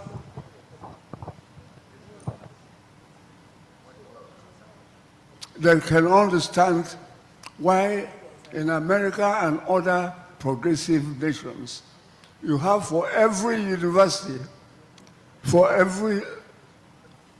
you have one university, 3 technical colleges, and 30 training institutions like secondary schools. But in Nigeria, we have 100 universities and hardly any technical progressive, technological institutes. So those are the final questions. Thank you.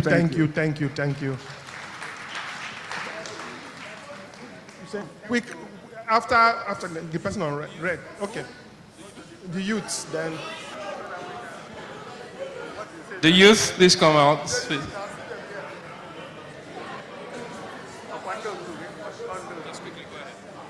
Okay. All right, my name is Isaac Moses, so I have a very simple question. The issues cannot be overemphasized. So the question will be, we've said that democracy is the best, according to one of the seasoned panelists on the seat. And then if you look at in terms of practice, we have 3 tiers of government, and now only 2 is functioning. The states are asking for more power. What is the role of the states in terms of giving that local government autonomy? As a young person, I have access to my local government chairman. I don't even have access to the state's governor or even the president. And the reason why there is so much insecurity and a lot of stuff happening around is because the dividend of democracy has not been felt at the grassroots. So everybody is struggling for survival. Now, according to the president, presidential aspirant, Peter Obi, how are you going to address that issue if you were the president in terms of allowing that local government autonomy so that dividend of democracy can cascade down to the common man and to an ordinary young person like me? Thank you. I think that's the last you can say. You can't take any more. Take one more from the youth here. Good afternoon, everyone. My question is to Senator Tambuwal, His Excellency Mr. Peter Obi, and of course Senator Enyinnah Abaribe, because we've talked about consequences, and you really cannot divorce consequences from the institutional consequence system, which is the judiciary.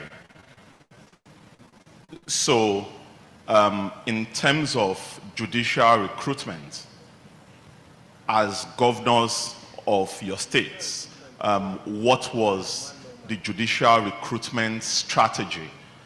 And in terms of measurement, what results were achieved? And if you can be specific about examples that have come out from those strategies and results achieved, so that at least those can be models. And for the senator, some judicial recruitments go to the National Assembly for confirmation. And what we hear is that is the typical take a bow and go. So we can't all keep complaining when this issue of judicial recruitment and those that actually execute rule of law issues are left to fluid considerations. Thank you. Okay. Thank you very much. I'm afraid that's the most we can take. Thank you. Please go ahead. Okay. Thank you very much for the questions. We've not taken any question from a woman, and they are protesting, and There's a question here from please. Yes, you say for inclusion and gender sensitivity, please. Okay, there's one, yes, coming to you. We also have, please, they are coming to you now, madam. And quick comments from Veteran Chair and Chief Osel, Chris Asolo. A female youth or a female old woman? Female, we're talking about female. Okay. Question, please make it as brief as possible. Yes, gone are the days when in Nigeria we will say that the blood of a Nigerian cannot be spilled. We have seen a situation in Nigeria where a woman was chased to the middle of the road, pregnant woman, the stomach was cut open, the baby was removed and put on the streets. Now we have so much kidnappings going on. KBACs are kidnapped, the chairman of PDP kidnapped. 2 days ago, 2 buses coming from Abia, God is good, with 16 passengers and ABC going to Abuja, 32 Nigerians kidnapped, they ran into the bush. Is it possible for us from this room to bring a solution to this government on issue of kidnapping, which I think has become business? Thank you very much. Thank you. Thank you. My name is Ivy Ekwemuka Olubayo. During the last election, I was heavily pregnant. I went all the way to where I grew up, my father's place, to cast my vote for the Labour Party. And during the governorship election again, I had just put to bed a day before. I still took my time. God gave me strength. I went back to cast my vote because I wanted to do the right thing and I thought we will get it right. Now my question is this. We have been trying as citizens. We believe in Nigeria. We have been talking, different people have been talking, leaders like you. When are we going to make things right? What do we need to make these things right, to make these things work? Because it has to work in my time. Please, that's what I want to know. All right, thank you.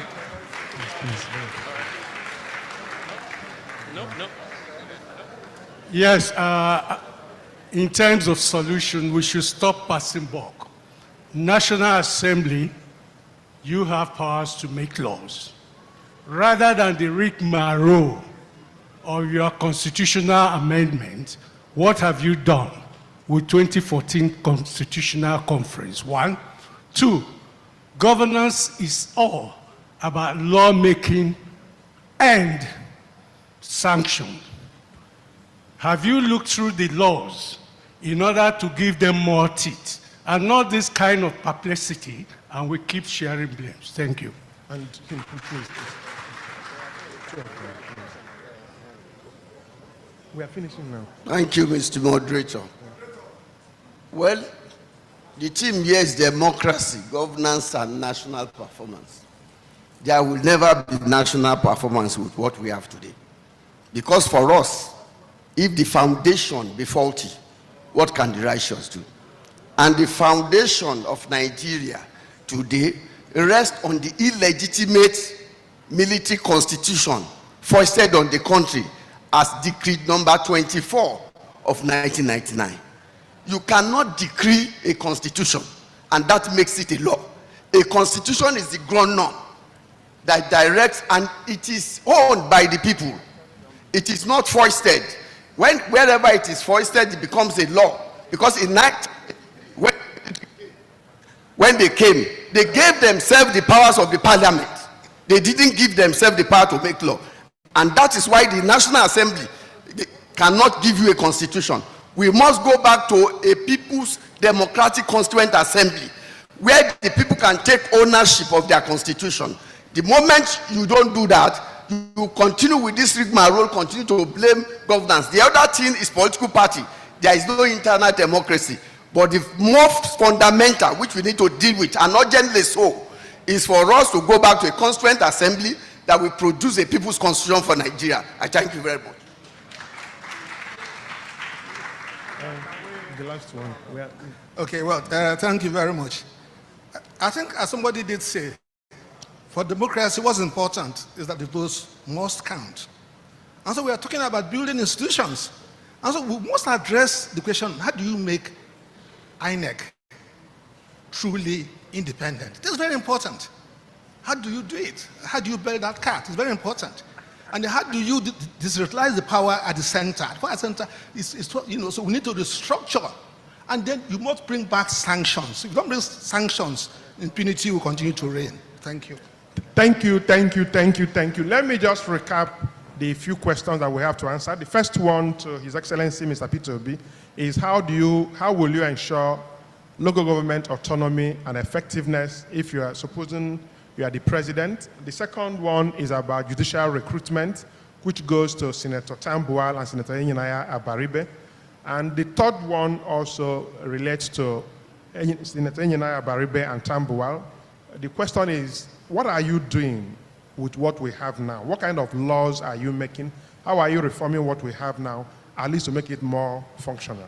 So let me first of all give the mic to Mr. Peter Obi and then Senator Enyinnaya Abaribe. Well, quite frankly, the president is just because of, everybody have said it about issue of restructure or amendment of our constitution. Because quite frankly, the president is not supposed to be involved with local governments. Yeah. It shouldn't be. These are the things that have made things uncontrollable and divert the attention that it requires to do the right thing for the nation into going to do things that it shouldn't be involved. Local government is supposed to end with the states. Just like the other day, I'm still waiting to see whether it's going to be passed issue of election of local government being conducted by INEC. INEC, ordinarily, if you want to practice democracy, as we have borrowed from America, INEC should only be involved, that's the national one, with election of the president, the Senate, and the House of Representatives. Governorship, House of Assembly, local government should be conducted by the states. They have no reason to do it. Just like what we do with judiciary. There's no reason why somebody who conducted a state assembly election, governorship election, all these should go all the way to a National Court of Appeal, Supreme Court. What for? We should by now, since we have 6, even with what we have now, 6 regions, we should have court that ends within the region. Because nobody can tell me, that's why they gave judgment to somebody who was number 4. If those judges, if it was Supreme Court that ended in the Southeast, they won't give that type of judgment. But when you have somebody from Anambra giving judgment on election in Sokoto, it's transactional. Because he knows he can do anything and get away with it. And when we talk about consequences, it's not just consequences that will come from by rule of law. There's consequences that come from where you are. If you allow certain things to happen, you will not get away with it because you live with it. But when you have to give judgment and go home, that's it. So, for me, talking about president and local government, that's why we have a security problem. The president is occupied by issues of trying to build a nation, trying to run an economy. You can't be talking about issue of fiscal policy, monetary policy, to do with economy, inflation, exchange, and you're talking about local government. That is waste of time. That shouldn't be the concern of the president. If I'm president, I won't have anything to do with local government. Governors will work with governors and ensure that they work with local government. Even in this constitution, we're not implementing. If you go to the Economic Council, the national government is supposed to meet with governors once every month in economic council. The governor is supposed to meet with local government chairman once every month for the state economic council. But because the president now interferes with local government, and then they have a problem, local government chairman are going to Abuja to see the president. What do you think you're doing? It's waste of time. Just like everything we do now, the president is the one seeing everybody. He does this, he's the one doing this, interfering with things he shouldn't. So for me, we will have effective local government working with governors. The governors will be meeting with the president, and there should be regular meetings. Pastor Tommy has said it here, and it's not because he said it. I said it earlier. President Yar'Adua was exceptional. And so were other presidents until recently. They were listening. You can call them any day. I said it before. I called Obasanjo by 2 a.m. I had issue in my state, 2 a.m. We had issue in my state. I called him, he picked up the phone, and I could see him talking to the minister, saying, "Are you sleeping?" By 2 a.m.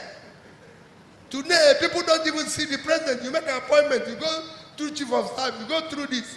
But as governor, we are authorized to see the president without going through anybody. I just come and say, I want to see the president, I have issue. So these are things that helps governors. And local government chairman should have the same access with the governor. Even what you said about recruitment, because I was governor, so I can mention that. Go and ask anybody. They've no, most governors don't even interfere in recruitment of judges. I didn't know who, somebody was asking me, who and who did you appoint as judges? I said, me. I didn't know. We just have judicial council. I said, go and ask them. I never interfered in anything, not even in admission.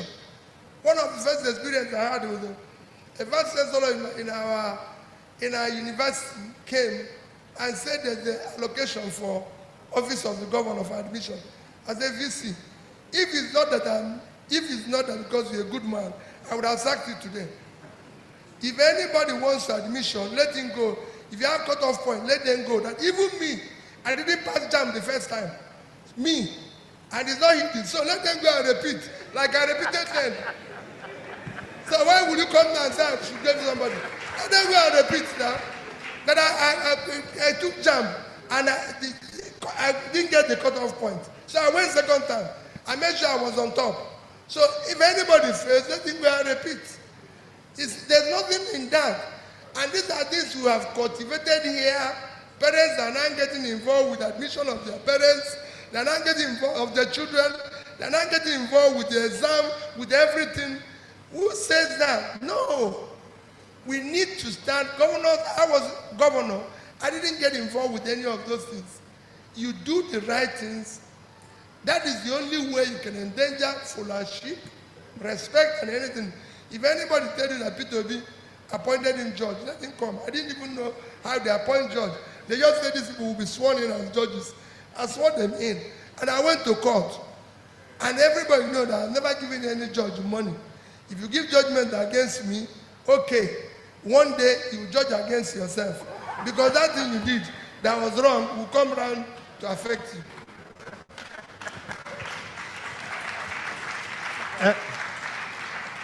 Excellent. Thank you very much, His Excellency Peter Obi. Let me quickly, Senator Baribe and Senator Tambo, but first of all, Senator Baribe, I want to ask you, they are talking about judicial recruitment and also what you are doing as a senator and senate to make sure that we have better laws. And there's also another question to say, should the president continue to appoint INEC chairman? Because, you know, His Excellency said that the INEC is supposed to conduct elections for Senate, Federal House, and the presidential election. Why governor is supposed to conduct? So the question then is, should the president continue to appoint INEC chairman, and should governor continue to appoint the state electoral commissions? Senator Baribe, please. Okay, thank you very much. I will make a couple of points. First, there was a question. What is the National Assembly doing about the 2014 National Conference? I think there's a mistake. There was a national conference under President Jonathan. Nothing about that national conference was brought to the National Assembly. And our rule, and which is the law of Nigeria, is that after every session of the National Assembly, that session ends with everything. You have to start de novo, new. In other words, when that National Assembly ended in 2015, everything that was done, that was not brought to the National Assembly, also left with that particular session.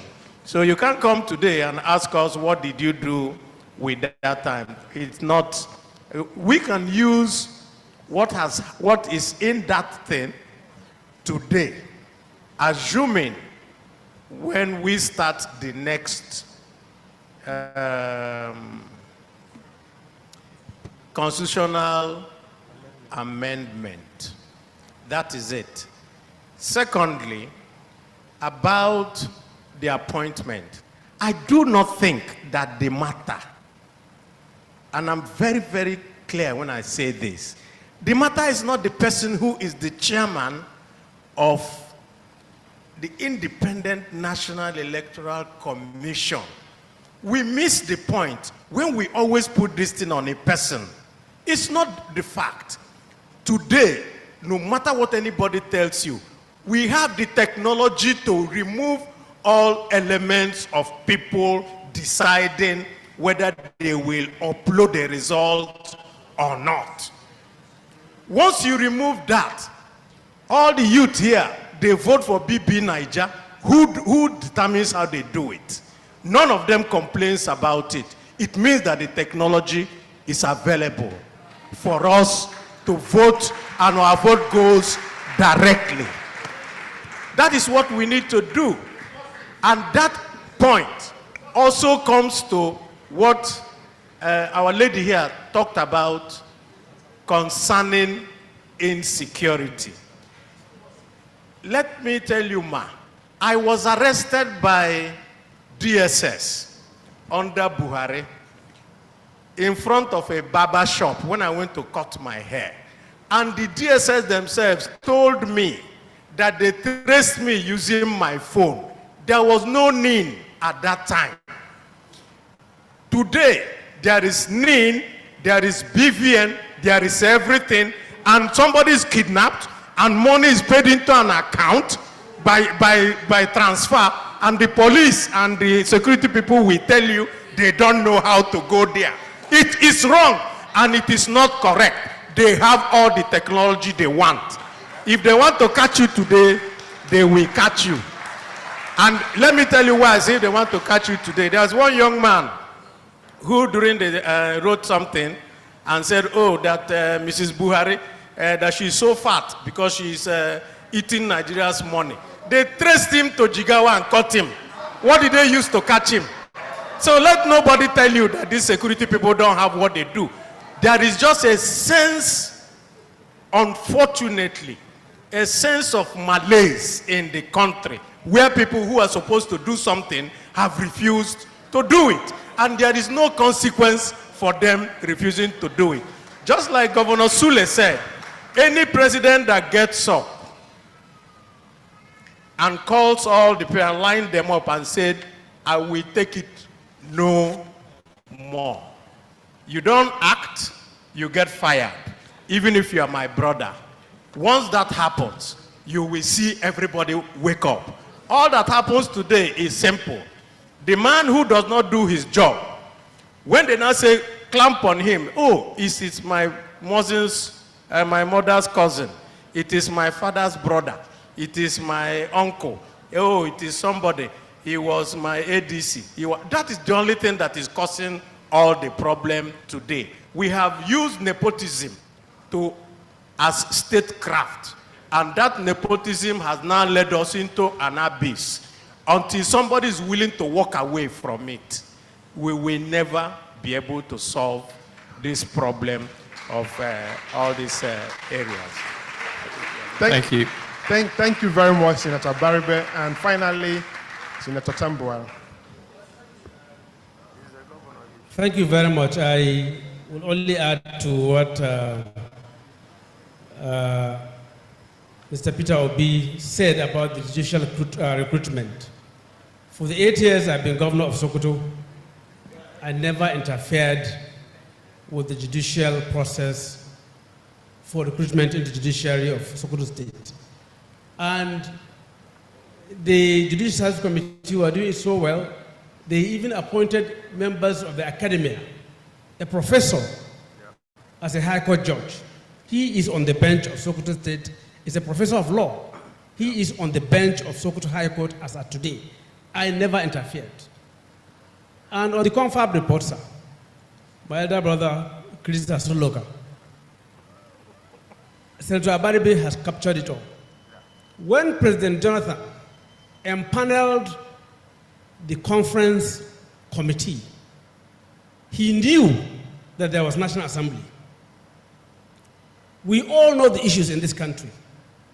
What the president could have done was to initiate executive bills and send to the National Assembly. But because he was looking for accommodation for people to come and talk and keep them busy, that was why he created that platform. As Speaker, you can ask David Mark as Senate President.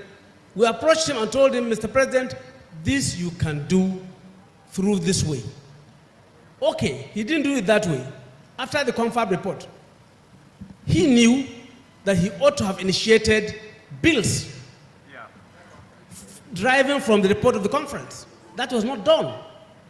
So at best, what the current National Assembly can do is that we can dust up the report of the conference and now come up with private member bills so that we can now implement the report of the confab for 2014. It's not too late, it's not foreclosed, that can be done. Thank you very much. Excellent, excellent, excellent. Thank you very, very much, our eminent panel members. Senator Aminu Tambuwal, His Excellency Peter Obi, Professor Patu Tomi, Senator Enyinnaya Baribe, and Professor Chidi Onya. We continue to thank the Obi of Onitsha for his continued presence and royal blessings. And we are very grateful that you are still here with us. So thank you, thank you, thank you. We will have taken more questions, but thank you very because much. of time, we will not be able to take more questions. So thank you, All right. everybody. Thank and you, know everyone. that the discussion continues. All right. Thank Shall you. we all please rise for a group photograph for the panelists and the birthday boy? Please stand for a group photograph quickly, please. Senator Tambuwal, Mr. Peter Obi, Your Excellency Governor Atta, please, would like to have you in this photograph. Governor Atta, please come join them. Thank you very much. Governor Atta, please.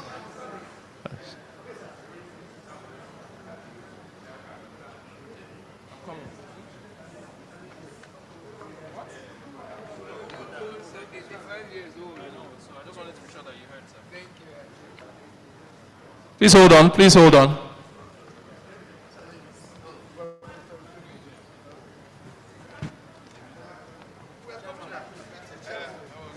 That's the eldest governor here.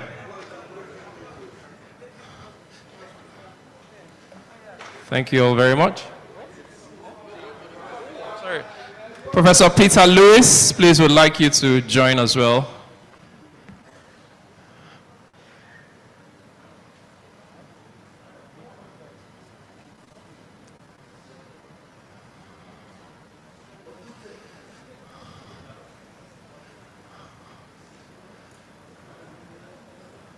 I'd like to invite His Royal Majesty, the Obi of Onitsha, Agbogidi Nemeka Achebe, to please join them as well.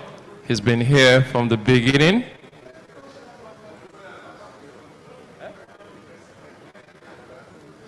And also the Emir of Kazaure, who has also been here from the beginning. Please join them.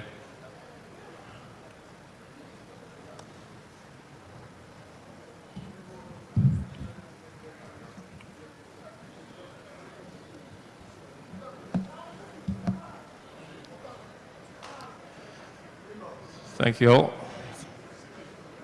Your Majesty, please come this way, sir. Your Majesty, please come here, sir.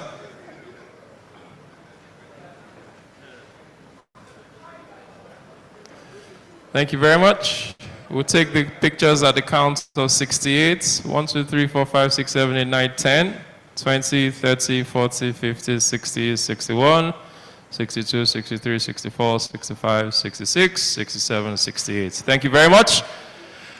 All right, we'll proceed to the table and get a copy of the book. All of us, please just come right down the stage, Your Excellencies.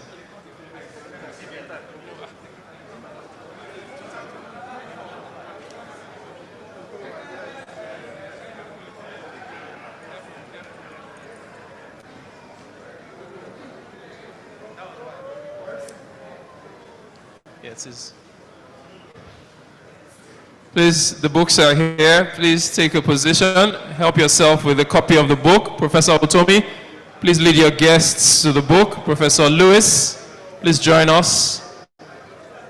Your Majesty, Emir of Kazari, Your Excellency, Governor Mr. Peter Obi, Senator Tambuwal, Senator Einaya Baribe, Professor Onia, please, your position is here for the book launch and unveiling. Professor Onia, please. Yes, please. Each of you grab a copy of the book. Professor Lewis. Mr. Peter Obi, please. We want you here. Professor Otomi. Senator Tambuwal, please. Professor Osita Ogbu, and I think that's the much we can take.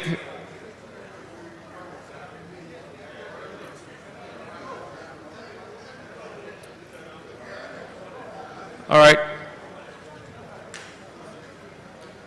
Okay.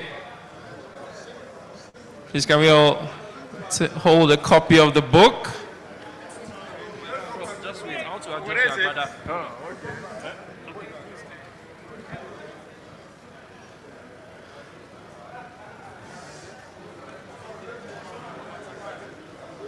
All right. We're taking this at the count of 10. Please keep an eye on your phone and your bags and your devices. Please ensure that you have all your gadgets properly aligned with you.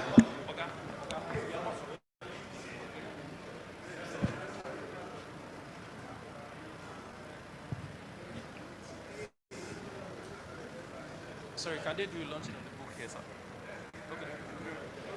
Okay. Please, without... Each of you would have 1 minute to launch the book. I'll start with Pastor Itwa Igodalo. Pastor Itwa, please. Well, you know that I'm a man of the cloth. So if I make an announcement here, my church might revolt. But I will launch it with something reasonable, but I can assure you. God bless you. Thank you. Okay. I'm not also supposed to announce something publicly, but we'll get about 10 copies from Professor Utomi. Thank you. Prof, I will need 5 copies from you for $500,000.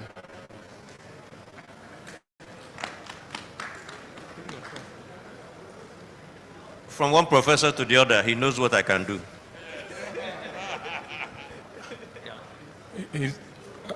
Prof, His Excellency will speak to you. Prof, I've already whispered my own. Yes. And I have also another copy for Senator Ken Namani. He will reach. I didn't whisper your own, Tambuwal.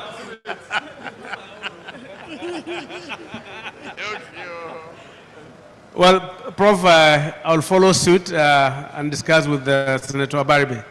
We'll come back to you. All right. Prof, with greetings from His Royal Highness the Emir of Kazori, we'll launch the book on his behalf for 1 million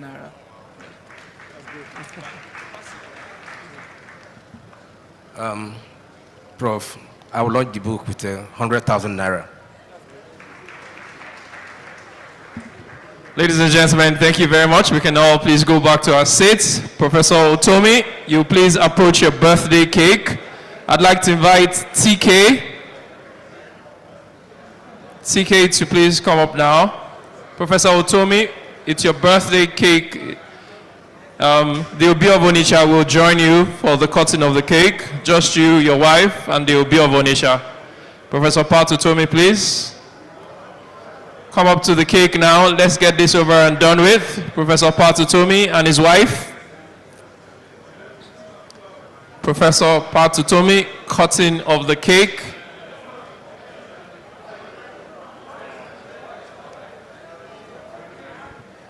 Professor Utomi, please, your birthday cake.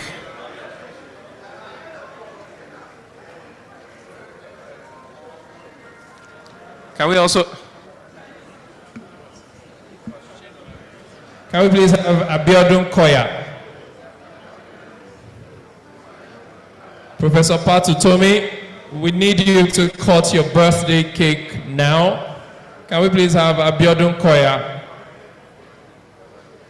Professor Utomi, please. Your birthday cake, you have to come up here now. You have to come up here now. You have to come up here now. You have to come up here now. Can we please have TK?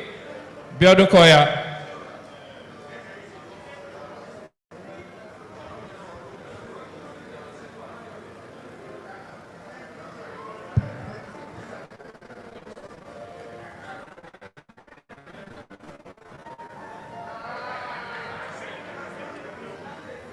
Ladies and gentlemen, 3 days ago was the Grammys.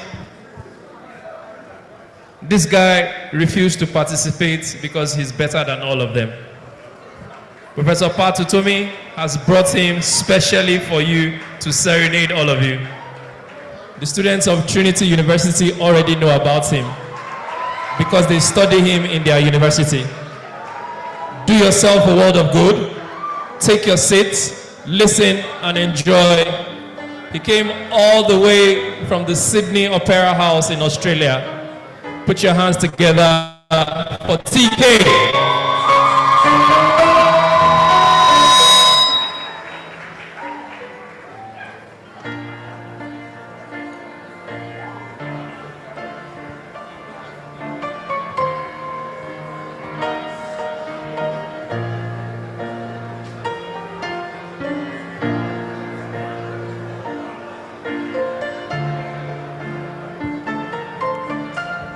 All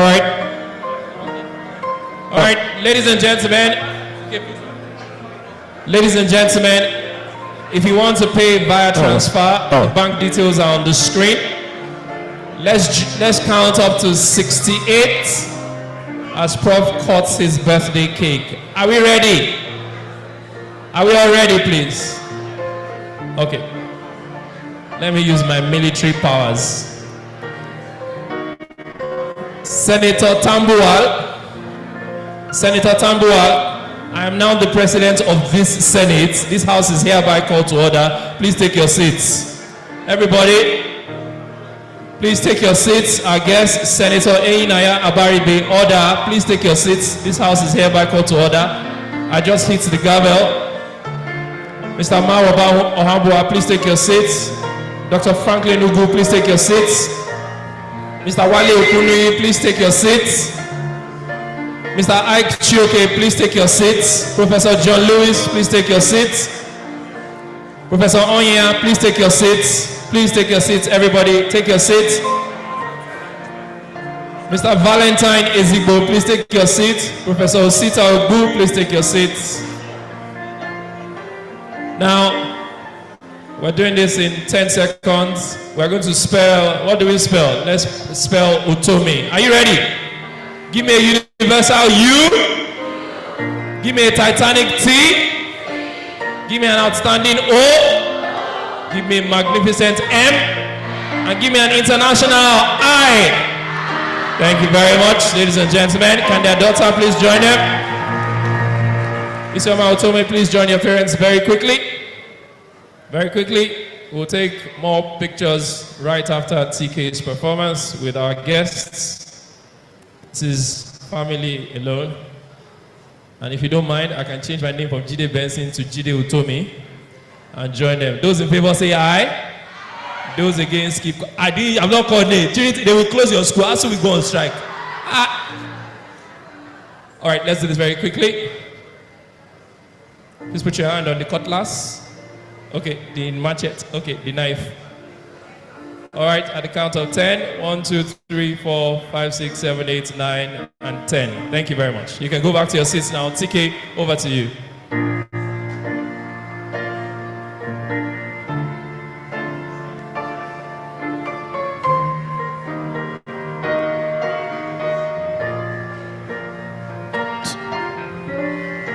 The sky's never dark when it's daylight. The skies never shines when the sun's out.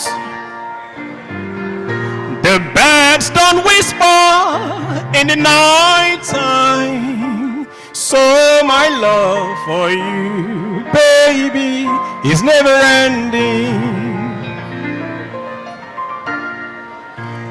There's not a fit for my love, 'cause the way you got me feeling, there's not a word. You got me deep with your touch, so my love for you, baby, is never ending. Would you stay with me tonight? 'Cause my love for you, baby, is never ending. Would you stay with me tonight? 'Cause my love for you, baby, is never ending.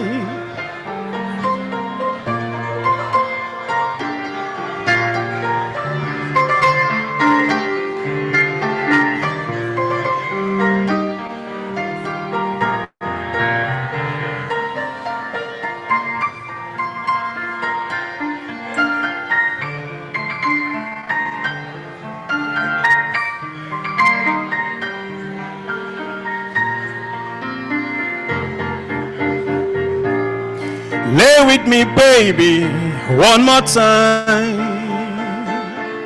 'cause I cannot get you off my memory, darling. Girl, the smile on your face lights my world. So my love for you, baby, is never ending. Would you stay with me tonight? 'Cause my love for you, baby, is never ending. Would you stay with me tonight? 'Cause my love for you, baby, is never ending. Can you sing with me, please? Can you sing with me? Thank you. Let's sing the chorus together, please.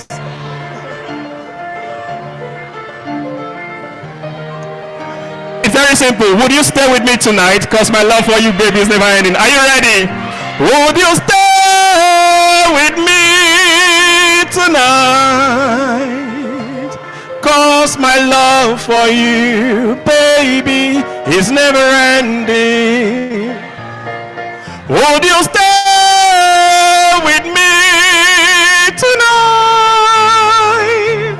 'Cause my love for you, baby, one more time, it's never ending. Would you stay with me tonight? 'Cause my love for you, baby, is never ending.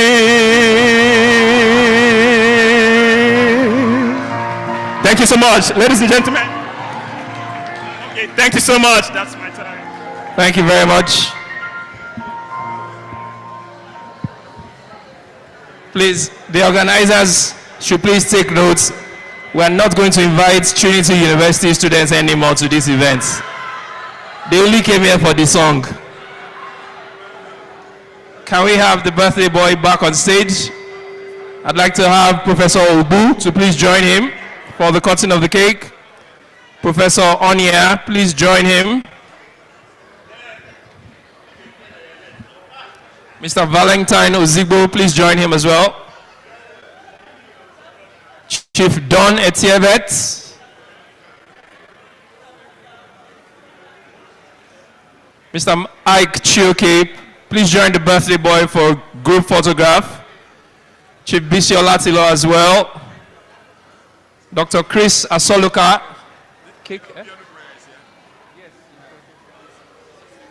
If Biodun Koya is ready, can she please come up now?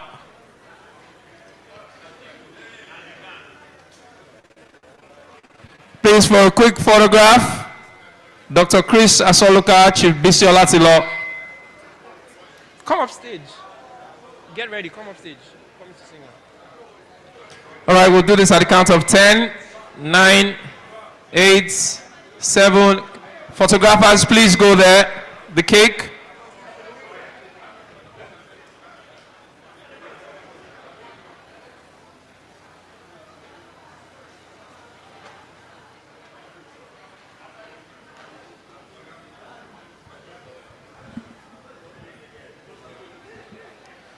All right, at the count of 10, 9, 8, 7, 6, 5, 4, 3, 2, and 1. Thank you very much, ladies and gentlemen. The final act for today is none other than Biodun Koya.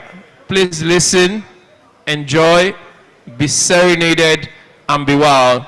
Please put your hands together for Biodun Koya. Hey, Chief, how now? How you doing? Oh, okay. Which students now? Yeah? Great. Are you ready? I'm waiting for them. Help me ask. All right. Students of Great St. John's, please come forward for a photograph with the birthday boy. After that, students of Trinity College, Trinity University.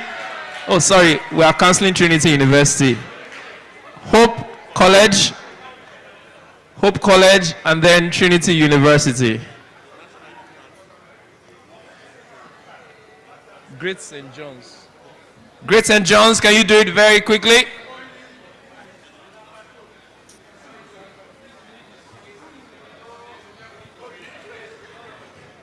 Good afternoon, ladies and gentlemen. How are you? I say, how are you? I can hear you. How are you doing? Multimedia, are you ready? Please play the track ASAP.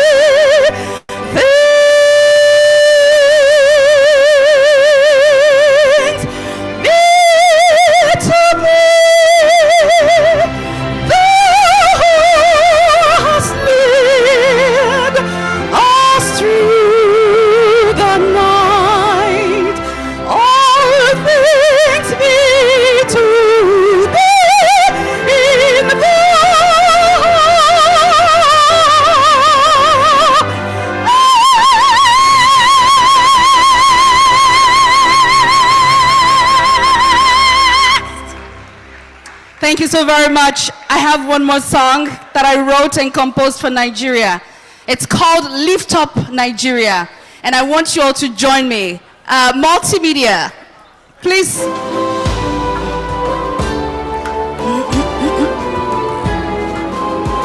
I will lift up Nigeria with my voice.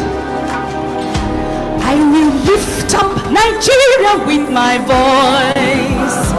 I will lift up Nigeria with my voice.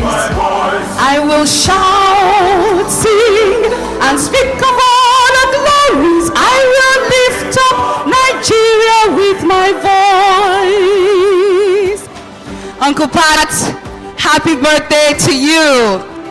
We need, honestly, millions of souls like you. And it's because of you that youngsters like us have massive hope in Nigeria. I want you all to join me in singing the second verse.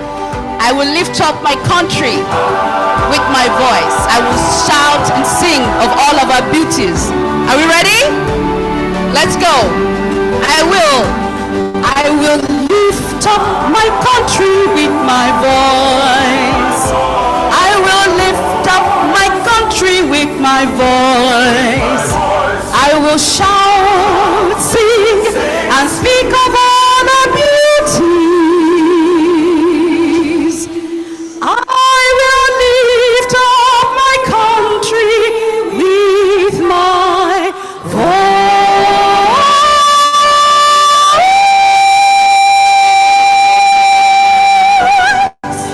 Thank you so very much.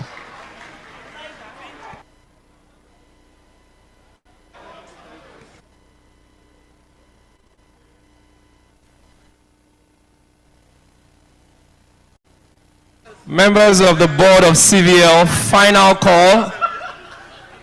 Members of the board of CVL, final call. Members of the board of CVL, final call.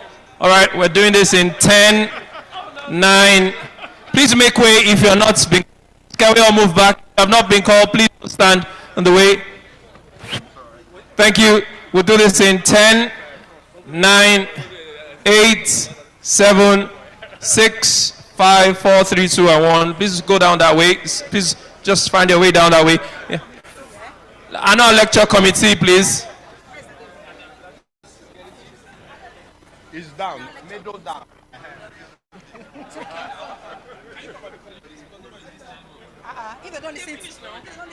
Thank you, CVL board. Please, you can go. No more pictures for you. Thank you. This way. Thank you. Annual lecture committee, please. Quickly, quickly. Annual lecture committee.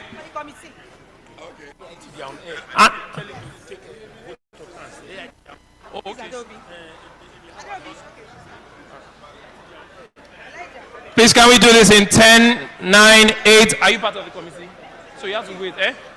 6, 5, 4, 3, 2, and 1. Thank you very much. You can please go down that way. Go down that way, everybody. Please go this way, go this way, go this way, please. Can we have the students of Great St. Hope College? Please go this way. Great St. Hope College, please. The students, please.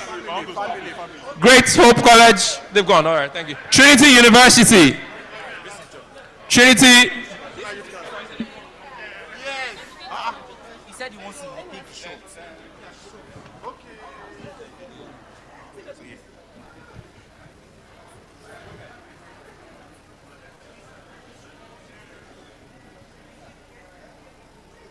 Please just take it, take it. Thank you very much. Can we all please go? Professor Patutomi has to do the vote of thanks now. Please hold on. Thank you. Well, thank you, and thank you all. Your Excellencies, distinguished ladies and gentlemen. This privilege of being able to host this Talk Fest is not taken lightly. It is one that deeply understands that unless we can get rational public conversation, we really cannot have a public sphere and a democracy. Yesterday, we started with a very critical component of what keeps nations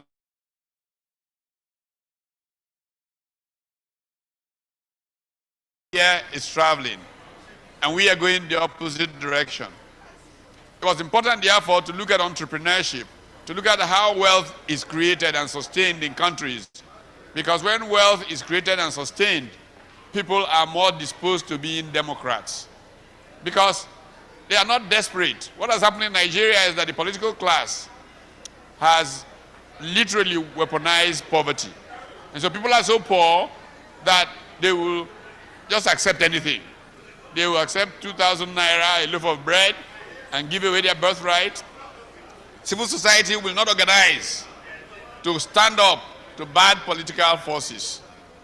Well, progress takes place when government is tripartite in its nature. When the public sector, the private sector, and civil society act in concert with a clear goal of where the country is going.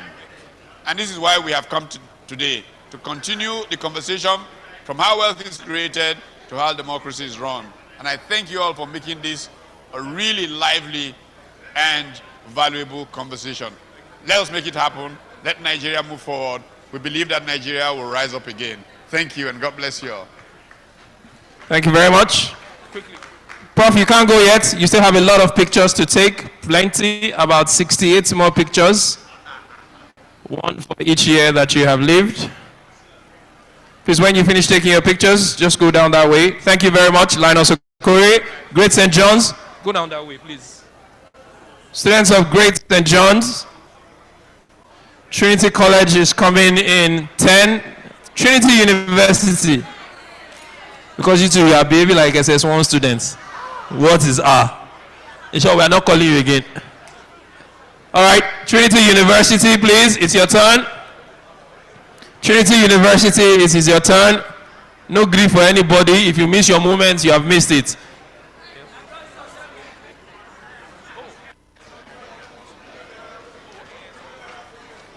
Hold on. Trinity University, please, in 10, 9, 8, 7, 6, 5, 4, 3, 2, and 1. Just go ahead, just go ahead. Everybody say Trinity. All right, thank you very much. Please go down that way. Just keep going, keep going, keep going. Thank you very much, Trinity.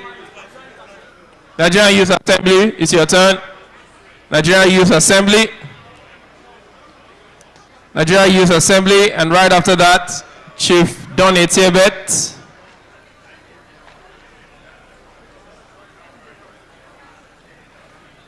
Is TK still in the building? Can we have TK and Biodun Koya, please?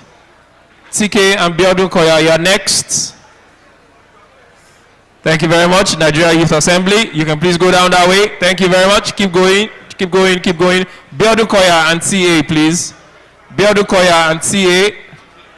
TK, sorry. Biodun Koya and TK. Biodun Koya and TK. All right, thank you very much. You are next. TK and Biodun Koya, take your position.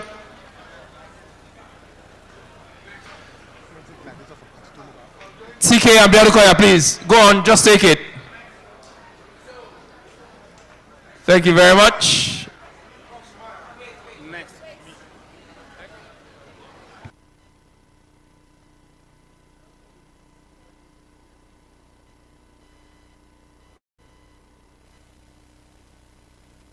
Thank you very much. CMC Gladiators, it's your turn. In 10, 9, 8. CMC Gladiators.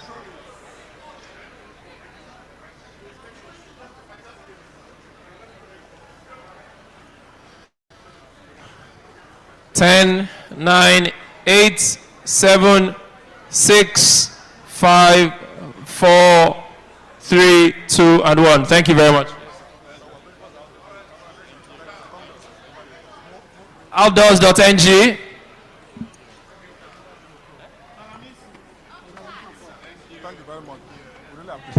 Thank you very much. All right, this is the final photograph.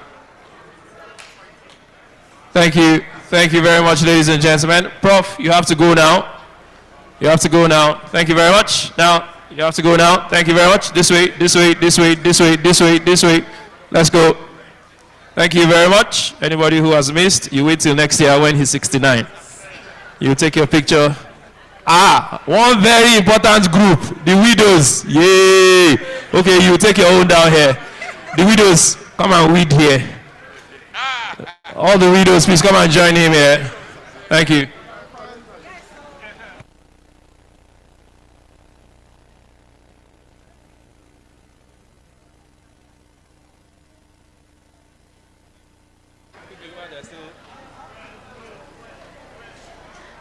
Thank you, everyone, for attending this event. As all our speakers have shared, there are many problems in Nigeria, but there are also many opportunities. So I encourage us to focus on the things that we have done and can change. And thank you, everyone, all our speakers, our guests, everyone who has come together to make this day especially a success. We'd like to thank our sponsors and partners, Access Bank, Veritas Capital Assurance, Nigerian Breweries, and NLNG. We'd also like to thank our media partners. We appreciate all that you do in helping us spread the word of this event, and we hope that you continue to do so successfully. We'd also like to thank the members of the board of CVL for all their support in all the activities, and of course the CVL team for all the heart and the hard work they do to make this event successful every single year. And of course, I'd like to thank our celebrant, my dad, and we pray that he continues to have many more years of joy and success in his life. And we pray that you all have a safe trip home. Thank you.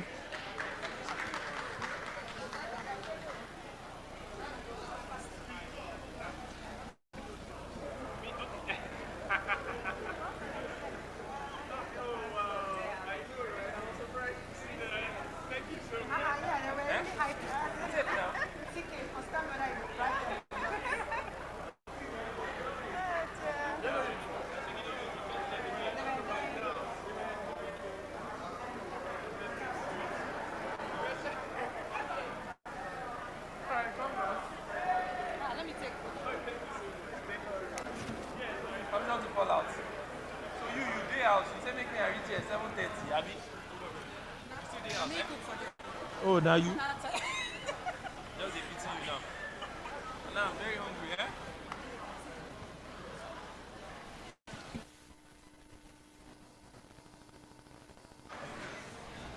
Please keep an eye on your bags, on your phones, and on your laptops, and on your iPads, and any other pad, and on your tabs.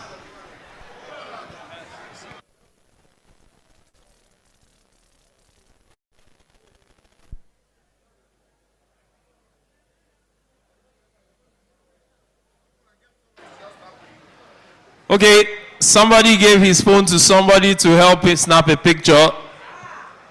So please, if you're holding anybody's phone and you can't remember the person that gave it to you, please come to me now. Thank you, thank you, thank you. Any phone in your custody that was given to you to help someone take a picture, thank you.